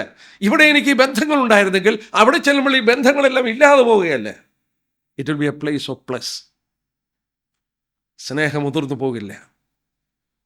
അവിടെ അനുഗ്രഹിക്കപ്പെട്ട ഒരവസ്ഥയിൽ നമ്മൾ ഓർക്കണം, അന്ന് അനേകർ വന്ന്, മത്തായി 8:11 കർത്താവ് പറഞ്ഞു, അന്ന് അനേകർ വന്ന് അബ്രഹാമിനോടും ഇസാക്കിനോടും യാക്കോബിനോടും കൂടെ സ്വർഗത്തിൽ പന്തിയിലിരിക്കും. അവരെ തിരിച്ചറിയാൻ ഒക്കില്ലേ? അവരുടെ വ്യക്തിത്വമില്ലെങ്കിൽ എങ്ങനെയാണ് ഇവരുടെ കൂടെ പന്തിയിലിരിക്കുന്നത്? യാക്കോബിനെയും ഇസാക്കിനെയും അബ്രഹാമിനെയും ഒക്കെ തിരിച്ചറിയാൻ കഴിയില്ലെങ്കിൽ എനിക്ക് എങ്ങനെയാണ് പിന്നെ അവരുടെ കൂടെ ഒരു പിടിയില്ലാത്തവരുടെ കൂടെ പോയി ഇരിക്കുക എന്ന് പറഞ്ഞാൽ എന്താ സ്ഥിതി? അങ്ങനെയല്ലേ കർത്താവ് പറഞ്ഞത്? അബ്രഹാമിനോടും ഇസാക്കിനോടും യാക്കോബിനോടും കൂടെ നിങ്ങൾ പന്തിയിലിരിക്കും. We can recognise. മറ്റൊരു മനോഹരമായ ചിത്രം ഞാൻ പറയാം. മത്തായി സുവിശേഷം 17 ആദ്യത്തെ 8 ഇസ്രായേലിൽ ചെന്നാൽ ഏറ്റവും ഉയർന്നൊരു മലയെ കൊണ്ടുപോകും. സാധാരണ ടൂറിസ്റ്റ് ബസ്സിൽ പോകുന്നതിനകത്ത് പോകാനൊക്കില്ല. ബസ് നിർത്തിയിട്ട് ചെറിയ ഒരു ബസ്സിലാണ് അവരെ കൊണ്ടുപോകുന്നത്. ഞങ്ങളൊക്കെ പോകുന്നത് കാരണം ഭയങ്കര ഉയർന്നുള്ളൊരു കിണരം. നമ്മൾ വായിക്കുന്നതോടെ കർത്താവ് ശിഷ്യന്മാരെ കൂട്ടിക്കൊണ്ട് ഉയർന്നൊരു മലയിലേക്ക് പോയി. അവരുടെ മുമ്പാകെ രൂപാന്തരപ്പെട്ടു. 2 വ്യക്തികൾ അവർ പ്രത്യക്ഷപ്പെട്ടു. ആരാ? മോശയും ഏലിയാവും. നമ്മളൊന്ന് ആലോചിച്ച് നോക്കണം. മോശ ഈ സംഭവം നടക്കുമ്പോൾ 1500 വർഷം മുമ്പ് മരിച്ചുപോയി. മരുഭൂമലയിൽ വെച്ച് കർത്താവിന് ഈ മരുഭൂമലയിൽ വെച്ച് പ്രത്യക്ഷപ്പെടുമ്പോൾ 1500 വർഷം മുമ്പ് മോശ മരിച്ചുപോയി. ഏതാണ്ട് 900 വർഷം മുമ്പ്, 900 years ബാക്ക്, ഏലിയാവ് സ്വർഗത്തിലേക്ക് എടുത്തുകൊള്ളപ്പെട്ടു. സോ ഈ 2 സംഭവങ്ങളും 1500 വർഷവും 900 വർഷം, 900 years മുമ്പ് സംഭവിച്ചതാണ്. ഞാൻ ചോദിച്ചോട്ടെ, ഇവർ വന്നപ്പോഴേ ഈ പത്രോസിനോടും യോഹന്നാനോടൊക്കെ പറഞ്ഞു, ഇത് മോശയാണ്, ഇത് ഏലിയാവാണെന്ന് ആരെങ്കിലും പറഞ്ഞു കൊടുത്തോ? ആരും പറഞ്ഞു കൊടുത്തില്ല. അവർക്ക് തിരിച്ചറിയുവാൻ കഴിഞ്ഞു. ഇത് മോശയാണെന്നും ഏലിയാവാണെന്നും അവർക്ക് തിരിച്ചറിയുവാനായിട്ട് കഴിഞ്ഞു. സ്വർഗത്തിൻ്റെ അനുഭവം. ഞാൻ സ്വർഗത്തിൽ ചെല്ലുമ്പോൾ എൻ്റെ പിതാവിനെ ഞാൻ തിരിച്ചറിയും. ഞാൻ സ്വർഗത്തിൽ ചെല്ലുമ്പോൾ എൻ്റെ ഗ്രാൻഡ് ഫാദറിൻ്റെ ഫാദറിനെയും, കാരണം അവർ അത്രയും പോകുമെന്നുള്ളത് എനിക്ക് ഉറപ്പുണ്ട്. അവരെയൊക്കെ ഞാൻ തിരിച്ചറിയും. അവരെ ഞാൻ കണ്ടിട്ടില്ല. But I will recognise and I will have a reunion with them in heaven. സ്വർഗത്തിൽ എനിക്ക് വീണ്ടും ഒരു റീയൂണിയൻ ഉണ്ടാകുമെന്നുള്ളത് വളരെ ആശ്വാസമാണ്. നമ്മുടെ പ്രത്യാശയുടെ മനോഹരമായ ഭാഗമാണ്. അതുപോലെ തന്നെ ലൂക്കോസ് 14:23 കർത്താവ് ലാസറിൻ്റെയും ധനവാന്റെയും കാര്യം പറയുമ്പോൾ ആ നരകത്തിൽ കിടക്കുന്ന, നരകമല്ല, ഷിയോളിൽ, ആ പാതാളത്തിൽ കിടന്ന് യാതന അനുഭവിക്കുന്ന ധനവാൻ ലാസറിനെ കണ്ടിട്ട് തിരിച്ചറിയുന്നു, അബ്രഹാമിനെ കണ്ട് തിരിച്ചറിയാൻ നരകത്തിൽ കിടക്കുമ്പോഴും തിരിച്ചറിയാൻ പൗലോസ് ദുഃഖിച്ച ഒരു സന്ദർഭമുണ്ട്. തെസ്സലോനിക്ക വിശുദ്ധന്മാരെ കാണുവാൻ പൗലോസ് ആഗ്രഹിച്ചു. ആ ഭാഗം നമുക്കൊന്ന് നോക്കാം. 1 തെസ്സലോനിക്കർ 2-ാം അധ്യായത്തിൻ്റെ 19 വാക്യം. നമ്മുടെ കർത്താവായ യേശുവിൻ്റെ മുമ്പാകെ അവൻ്റെ പ്രത്യക്ഷതയിൽ ഞങ്ങളുടെ ആശയോ സന്തോഷമോ പ്രശംസാകിരീടമോ ആരാകുന്നു? നിങ്ങളല്ലയോ? ഞങ്ങളുടെ മഹത്വം സന്തോഷവും നിങ്ങൾ തന്നെ. എന്താ പൗലോസ് ഇങ്ങനെ പറയാൻ കാരണം? പൗലോസിന് അവരോട് ഭയങ്കര സ്നേഹമായിരുന്നു. 17-ാം വാക്യത്തിൽ വായിക്കുന്നു, സഹോദരന്മാരെ, ഞങ്ങൾ അല്പനേരത്തെ ഹൃദയം കൊണ്ടല്ല, മുഖം കൊണ്ട് നിങ്ങളെ വിട്ടുപിരിഞ്ഞ് ബഹുകാംക്ഷയോടെ നിങ്ങളുടെ മുഖം കാണുവാൻ ഏറ്റവും അധികം ശ്രമിച്ചു. പൗലോസ് അവരുടെ അടുക്കൽ ചെല്ലുവാൻ പലപ്പോഴും ശ്രമിച്ചു. 2-ാം അധ്യായത്തിൻ്റെ 7-ാം വാക്യത്തിൽ നോക്കിയാൽ ഒരമ്മ തൻ്റെ കുഞ്ഞിനെ പോറ്റുന്ന പോലെ തെസ്സലോനിക്കരെ പോറ്റി. 12-ാം വാക്യമാണ്, ഞങ്ങൾ നിങ്ങളെ ഓരോരുത്തർ അപ്പൻ മക്കളെ എന്ന പോലെ പ്രബോധിപ്പിച്ചു. തെസ്സലോനിക്ക വിശുദ്ധന്മാരെ പൗലോസ് ശുശ്രൂഷിക്കുന്നതും പ്രവർത്തിക്കുന്നതും ഒരമ്മ എന്ന പോലെയും അപ്പൻ എന്ന പോലെയാണ്. അവരോട് അതുപോലെ അഫെക്ഷനായിരുന്നു. പൗലോസ് താൻ രക്ഷയിലേക്ക് കൊണ്ടുവരുന്നവരോടൊക്കെ പൗലോസിൻ്റെ അഫെക്ഷൻ എങ്ങനെ? അവരുടെ അടുക്കൽ പൗലോസ് പോകുവാനും അവരുടെ മുഖം കാണുവാനും ആഗ്രഹിച്ചു. സാധിച്ചില്ല. എന്താ കാരണം? 18-ാം വാക്യം നോക്കിയേ, അതുകൊണ്ട് നിങ്ങളുടെ അടുക്കൽ വരുവാൻ ഞങ്ങൾ വിശേഷാൽ പൗലോസ് എന്ന് ഞാൻ 2 പ്രാവശ്യം വിചാരിച്ചു, എന്നാൽ സാത്താൻ ഞങ്ങളെ തടുത്തു. പൗലോസ് അവിടെ ചെല്ലുവാനായിട്ട് ശ്രമം നടത്തി, പക്ഷെങ്കിൽ സാധിക്കുന്നില്ല. ആ സന്ദർഭത്തിൽ പൗലോസ് പറഞ്ഞതാ, കർത്താവിൻ്റെ വരവിൽ, കർത്താവ് മടങ്ങി വരുമ്പോൾ ഞങ്ങളുടെ ആശയോ സന്തോഷമോ പ്രശംസാകിരീടമോ ആരാണ്? നിങ്ങളായിരിക്കും. എന്താ കാരണം? അന്ന് അവിടെ വെച്ച് ഞാൻ നിങ്ങളെ വീണ്ടും കാണും. അവിടെ വെച്ച് ഞാൻ കാണും നിങ്ങളെ. എൻ്റെ പ്രശംസയുടെ കിരീടമായിരിക്കും നിങ്ങൾ. എൻ്റെ അധ്വാന ഫലമാണ് നിങ്ങൾ. എന്തൊരു സന്തോഷമായിരിക്കും പൗലോസിന്. അവരെ വീണ്ടും കാണാനായിട്ട് ഭൂമിയിൽ വെച്ച് സാധിക്കുന്നില്ല. അപ്പോൾ എഴുതിയ എഴുത്താണ്, അവിടെ വെച്ച് കാണും. വീണ്ടും നമ്മൾ ഓർക്കുക, ഈ തെസ്സലോനിക്ക വിശുദ്ധന്മാരെ പൗലോസിന് തിരിച്ചറിയാൻ കഴിയില്ലെങ്കിൽ ഈ വാക്യത്തിന് അർത്ഥമില്ല, യാതൊരു അർത്ഥവുമില്ല. മറ്റൊരു കാര്യം കൂടെ ഞാൻ ഓർപ്പിക്കട്ടെ. ഇതുള്ള ബന്ധത്തിൽ മറ്റൊരു കാര്യം, ഫിലിപ്പ് ലേഖനം 4-ാം അധ്യായത്തിൻ്റെ 3-ാം വാക്യത്തിൽ വായിക്കുമ്പോൾ നമ്മൾ വായിക്കുന്നുണ്ട്, ചില സൗര്യന്മാരുടെ പേരുകൾ പറയുമ്പോൾ ഇങ്ങനെയാണ് വായിക്കുന്നത്. ഫിലിപ്പ് ലേഖനം 4-ാം അധ്യായത്തിൻ്റെ 3-ാം വാക്യം. പല വാക്യങ്ങളിൽ ഒരു വാക്യം ഞാൻ ഒന്ന് വായിക്കുന്നതേ ഉള്ളൂ. 4-ാം അധ്യായത്തിൻ്റെ 3-ാം വാക്യത്തിൽ ഇങ്ങനെ വായിക്കുന്നുണ്ട്, സാക്ഷാൽ ഇണയാളിയുള്ളവരെ അവർക്ക് തുണ നിൽക്കണം. ഞാൻ നിന്നോട് അപേക്ഷിക്കുന്നു, ജീവപുസ്തകത്തിൽ പേരുള്ള ക്ലെമന്ത് മുതലായ എൻ്റെ കൂട്ടുവേലക്കാരായ സ്ത്രീകൾ, ജീവപുസ്തകത്തിൽ പേരുള്ള.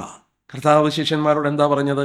ലൂക്കോസ് 10:20, ഭൂതങ്ങൾ നിങ്ങൾക്ക് കീഴടങ്ങുന്നതിലല്ല, നിങ്ങളുടെ പേര് സ്വർഗത്തിൽ എഴുതിയിരിക്കയാൽ സന്തോഷിപ്പേ. സ്വർഗത്തിൽ പേരെഴുതിയിരിക്കുക. വീണ്ടും വെളിപാട് 20:15, 21:27, കുഞ്ഞാടിൻ്റെ ജീവപുസ്തകത്തിൽ പേരുള്ളവര്. അപ്പം നമ്മുടെ പേര് സ്വർഗത്തിൽ എഴുതിയിട്ടുണ്ട്. വീണ്ടും എബ്രായ ലേഖനം 12:23 നാം വായിക്കുന്നുണ്ട്, ആദിജാതന്മാരുടെ, സ്വർഗത്തിൽ പേരെഴുതിയിരിക്കുന്ന ആദിജാതന്മാരുടെ സഭയെന്ന് പറയുന്നുണ്ട്. സ്വർഗത്തിൽ പേരെഴുതിയിരിക്കുന്ന ആദിജാതന്മാരുടെ സഭ. വീണ്ടും കർത്താവ് നമ്മളുള്ള ബന്ധത്തിൽ യോഹന്നാൻ 10:3 വായിക്കുന്നു, അവൻ തൻ്റെ ആടുകളെ പേർ ചൊല്ലി വിളിക്കുന്നു. സൗരന്മാരെ, നമുക്ക് ഓരോരുത്തർക്കും ഓരോ പേരുണ്ട്. ജോൺ പി തോമസ് എന്ന് പറഞ്ഞാൽ പെട്ടെന്ന് നിങ്ങളുടെ മനസ്സിൽ ആ ജോൺ പി തോമസ് എന്ന് പറയുന്ന വ്യക്തിയാണ് വരുന്നത്. VM ജോൺ എന്ന് പറയുമ്പോൾ VM ജോൺ എന്ന് പറയുന്ന വ്യക്തിയാണ് എൻ്റെ മുന്നിൽ. That name stands for that personality. ആ വ്യക്തിത്വത്തിൻ്റെ ആ പൂർണ്ണമായ പ്രകടനമാണ് കർത്താവ് സഭയോട്, ഫിലദൽഫിയ സഭയോട് പറയുമ്പോൾ പറയുന്നുണ്ടല്ലോ, നിങ്ങളെൻ്റെ നാമം നിഷേധിച്ചിട്ടില്ല. His name stand for him. എൻ്റെ പേര് എൻ്റെ വ്യക്തിത്വത്തെ കാണിക്കുകയാണ്. സ്വർഗത്തിൽ എൻ്റെ പേര് എഴുതിയിട്ടുണ്ടെന്ന് പറഞ്ഞാൽ your personality will be there. John B Thomas ആയിട്ട് അവിടെ കാണും. സിസ്റ്റേഴ്സ്, നിങ്ങളുടെ പേര് അവിടെ എഴുതിയിട്ടുണ്ട്. കാരണം നമ്മൾ ഫിലിപ്പ് ലേഖനത്തിൽ വായിച്ചു, ഈ പേരെഴുതിയിരിക്കുന്ന സഹോദരന്മാരെ കുറിച്ച് വായിക്കും. നിങ്ങളുടെയൊക്കെ പേര് സ്വർഗത്തിലുണ്ട്. നിങ്ങളുടെ വ്യക്തിത്വം അതുപോലെ സ്വർഗത്തിൽ കാണും. ഇല്ലെങ്കിൽ ആ പേരിനകത്തൊന്നും ഒരു അർത്ഥമില്ലേ. You will be recognised in heaven. സ്വർഗത്തിൽ തിരിച്ചറിയാൻ കഴിയും. സ്വർഗം വീണ്ടും ഒരു റീയൂണിയൻ്റെ സ്ഥലമായിരിക്കും. ആരും പറഞ്ഞു തരേണ്ട ആവശ്യമില്ല. 1500 വർഷം മുമ്പ് മരിച്ച മോശയും 900 വർഷം മുമ്പ് മരിച്ചുപോയ എടുത്തുകൊള്ളപ്പെട്ട ഏലിയാവിനെയും അവിടെ പറഞ്ഞു കൊടുക്കാതെ അവരാരാണെന്ന് പത്രോസിനും യോഹന്നാനും മനസ്സിലായി. ഞാൻ എൻ്റെ കർത്താവിൻ്റെ അടുക്കൽ ചെല്ലുമ്പോൾ, നാം ഓർത്തുകൊണ്ടിരുന്ന പോലെ വലിയൊരു വിശുദ്ധന്മാരുടെ സമൂഹത്തിന് മധ്യത്തിൽ ഞാൻ ചെല്ലുമ്പോൾ, എനിക്ക് മുമ്പേ കടന്നുപോയ എത്രയോ വ്യക്തികളുണ്ട്. അവരുടെ പേര് സ്വർഗത്തിൽ എഴുതപ്പെട്ടതാണ്. നമ്മുടെയൊക്കെ പേരുകൾ എഴുതിയിട്ടുണ്ട്. നാം വ്യക്തികളായി നമ്മുടെ വ്യക്തിത്വം നഷ്ടപ്പെടാതെ, പലരും ചിന്തിക്കുന്ന പോലെ സ്വർഗമേതോ റോബേർട്സ് പോലെ കിടക്കുന്ന ആളുകളുടെ അല്ല. We all will have our own personality. നാം തിരിച്ചറിയും. നമ്മുടെ പ്രിയപ്പെട്ടവരെ വീണ്ടും കാണും. പ്രാർത്ഥിക്കാം. എത്ര ആശ്വാസത്തിൻ്റെ പ്രതലമാണ്. നമ്മൾ ഓർത്തതുപോലെ ദുഃഖമില്ലാത്ത, മരണമില്ലാത്ത, ഇരുട്ടില്ലാത്ത, കരച്ചിലില്ലാത്ത, വേദനയില്ലാത്ത ഒരു സ്ഥലം. അത് നമുക്ക് വേണ്ടി ഒരുക്കിയിട്ടുള്ളൊരു സ്ഥലമാണ്. ദൈവം നമ്മളെ വീണ്ടെടുത്ത്, വിശുദ്ധന്മാർ മരിച്ചാൽ നമുക്ക് മുമ്പേ കടന്നുപോയ ഭക്തന്മാർ അവിടെ കടന്നു ചെല്ലും. സ്വർഗം വീണ്ടും ഒരു കുടുംബം ഒന്നിച്ചു കൂടുന്ന ഒരു പ്രതലമാണ്. അത് സ്വർഗീയ പിതാവിൻ്റെ കുടുംബം ഒന്നിച്ചു കൂടുകയാണ്. അത്ര ആനന്ദകരമായ ഒരു ദിവസമായിരിക്കും അത്. അല്പകാലം ഇവിടെ ദുഃഖമൊക്കെ ഉണ്ട്. എന്നാൽ നമ്മൾ ഓർത്തതുപോലെ നമ്മുടെ ഹൃദയത്തെ ശാന്തപ്പെടുത്തി സമാധാനം തന്ന് ഈ കർത്താവ് അക്കരയ്ക്ക് നമ്മളെ നടത്തിക്കൊണ്ടിരിക്കുകയാണ്. നമുക്ക് പ്രാർത്ഥിക്കണം. സ്വർഗീയ പിതാവേ, ഞങ്ങൾ അവിടുത്തെ നന്ദിയോടെ സ്തുതിക്കുന്നു. ഞങ്ങൾക്ക് ആശ്വാസം തരുന്ന, പ്രത്യാശ തരുന്ന അവിടുത്തെ വിലയേറിയ വചനത്തിനായി സ്തോത്രം. ഞങ്ങൾ ഓർത്തുകൊണ്ടിരുന്ന പോലെ ഈ ആയുസ്സിൽ മാത്രം പ്രത്യാശ വെച്ചാൽ സകല മനുഷ്യരും ഞങ്ങൾ അരിഷ്ടന്മാരാണ്. ഞങ്ങളുടെ പ്രത്യാശയ്ക്ക് വേണ്ടതൊക്കെ അവിടുന്ന് വെളിപ്പെടുത്തി. ഞങ്ങൾ ഓർത്തതുപോലെ എത്രയോ വലിയ പ്രത്യാശയാണ്. ലോകത്തിന് മനുഷ്യനില്ലാത്ത വലിയ അവകാശം. നിത്യതയെന്ന് ഓർക്കുമ്പോൾ ഞങ്ങളുടെ ഹൃദയം സന്തോഷം കൊണ്ട് നിറയുകയാണ്. ഒരിക്കലും വിട്ടുപിരിയാത്തൊരു ബന്ധവും ഒരു കുടുംബത്തിൻ്റെ അന്തരീക്ഷവും, കർത്താവെ, ആ സ്നേഹം നിറഞ്ഞു കവിയുന്ന പിതാവിൻ്റെ സന്നിധിയിൽ ഞങ്ങൾ ഒന്നിച്ചുകൂടുന്ന ആ ദിവസം എത്രയോ മനോഹരമായ ദിവസമാണ്. എന്നാൽ അല്പകാലം ഇവിടെ ദുഃഖവും പ്രയാസമൊക്കെ ഉണ്ട്. ഞങ്ങൾ ഓർത്തതുപോലെ ആ ശിഷ്യന്മാരുടെ ഹൃദയത്തെ സമാധാനപ്പെടുത്തി ധൈര്യപ്പെടുത്തിയ പോലെ ഞങ്ങളെ ധൈര്യപ്പെടുത്തി അങ്ങ് നടത്തിക്കൊണ്ടിരിക്കുകയാണ്. സ്തോത്രം. ഞങ്ങൾ അങ്ങയോട് വിശ്വസ്തരായി ഈ പ്രവാസം ജീവിപ്പാൻ ഞങ്ങളെ സഹായിക്കണം. കർത്താവെ, നീ ഞങ്ങളെ ഒരിക്കലും കൈവിടത്തില്ല. നീ ഞങ്ങളിൽ നിന്ന് അകന്നു നിൽക്കുകയാണോ എന്ന് ഞങ്ങൾക്ക് സംശയം തോന്നിയേക്കാം. എന്നാൽ ഞങ്ങൾ ഓർത്തതുപോലെ ആ മലയിൽ ശിഷ്യന്മാർക്ക് വേണ്ടി അവിടുന്ന് പ്രാർത്ഥിച്ചുകൊണ്ടിരുന്ന പോലെ ഇന്ന് ഞങ്ങൾക്ക് വേണ്ടി സ്വർഗത്തിൽ അവിടുന്ന് മധ്യസ്ഥ ചെയ്യുകയാണ്. ഞങ്ങളെ എത്രയോ അവിടുന്ന് കരുതുന്നു. കർത്താവെ, ഒരിക്കൽ നീ മടങ്ങി വരും. ഞങ്ങൾ ഓർത്തതുപോലെ അങ്ങയുടെ പാദത്തിൻ്റെ കീഴിൽ ഇളയമറിയുന്ന സമുദ്രമെല്ലാം അമരുന്നത് പോലെ ഈ ലോകത്തിൻ്റെ പ്രശ്നങ്ങൾക്കെല്ലാം പരിഹാരമുണ്ടാകും. അവിടുന്ന് വരാതെ പരിഹാരം ഉണ്ടാകില്ല. അവിടുന്ന് വരുമെന്നുള്ളത് കൊണ്ട് ഞങ്ങൾ നിന്നെ സ്തുതിക്കുന്നു. ലോകം അത് അറിയുന്നില്ല. ഞങ്ങൾക്കറിയുവാനും വിശ്വസിപ്പാനും ഭാഗ്യം തന്നതോർത്ത് സ്തോത്രം. മഹത്വം അങ്ങേക്കിരിക്കട്ടെ. ഞങ്ങൾ പിരിഞ്ഞു പോകുമ്പോൾ ക്ഷേമത്തോടെ ഞങ്ങളെ ഞങ്ങളുടെ ഭവനത്തിൽ എത്തിക്കണം. ഈ നല്ല ചിന്തകൾ ഞങ്ങളുടെ ഹൃദയത്തിൽ അയവിറങ്ങുവാൻ, വളരെ സമാധാനത്തോടെ ജീവിപ്പാൻ ഞങ്ങളെ അനുവദിക്കണം. മഹത്വം അങ്ങേക്കിരിക്കട്ടെ.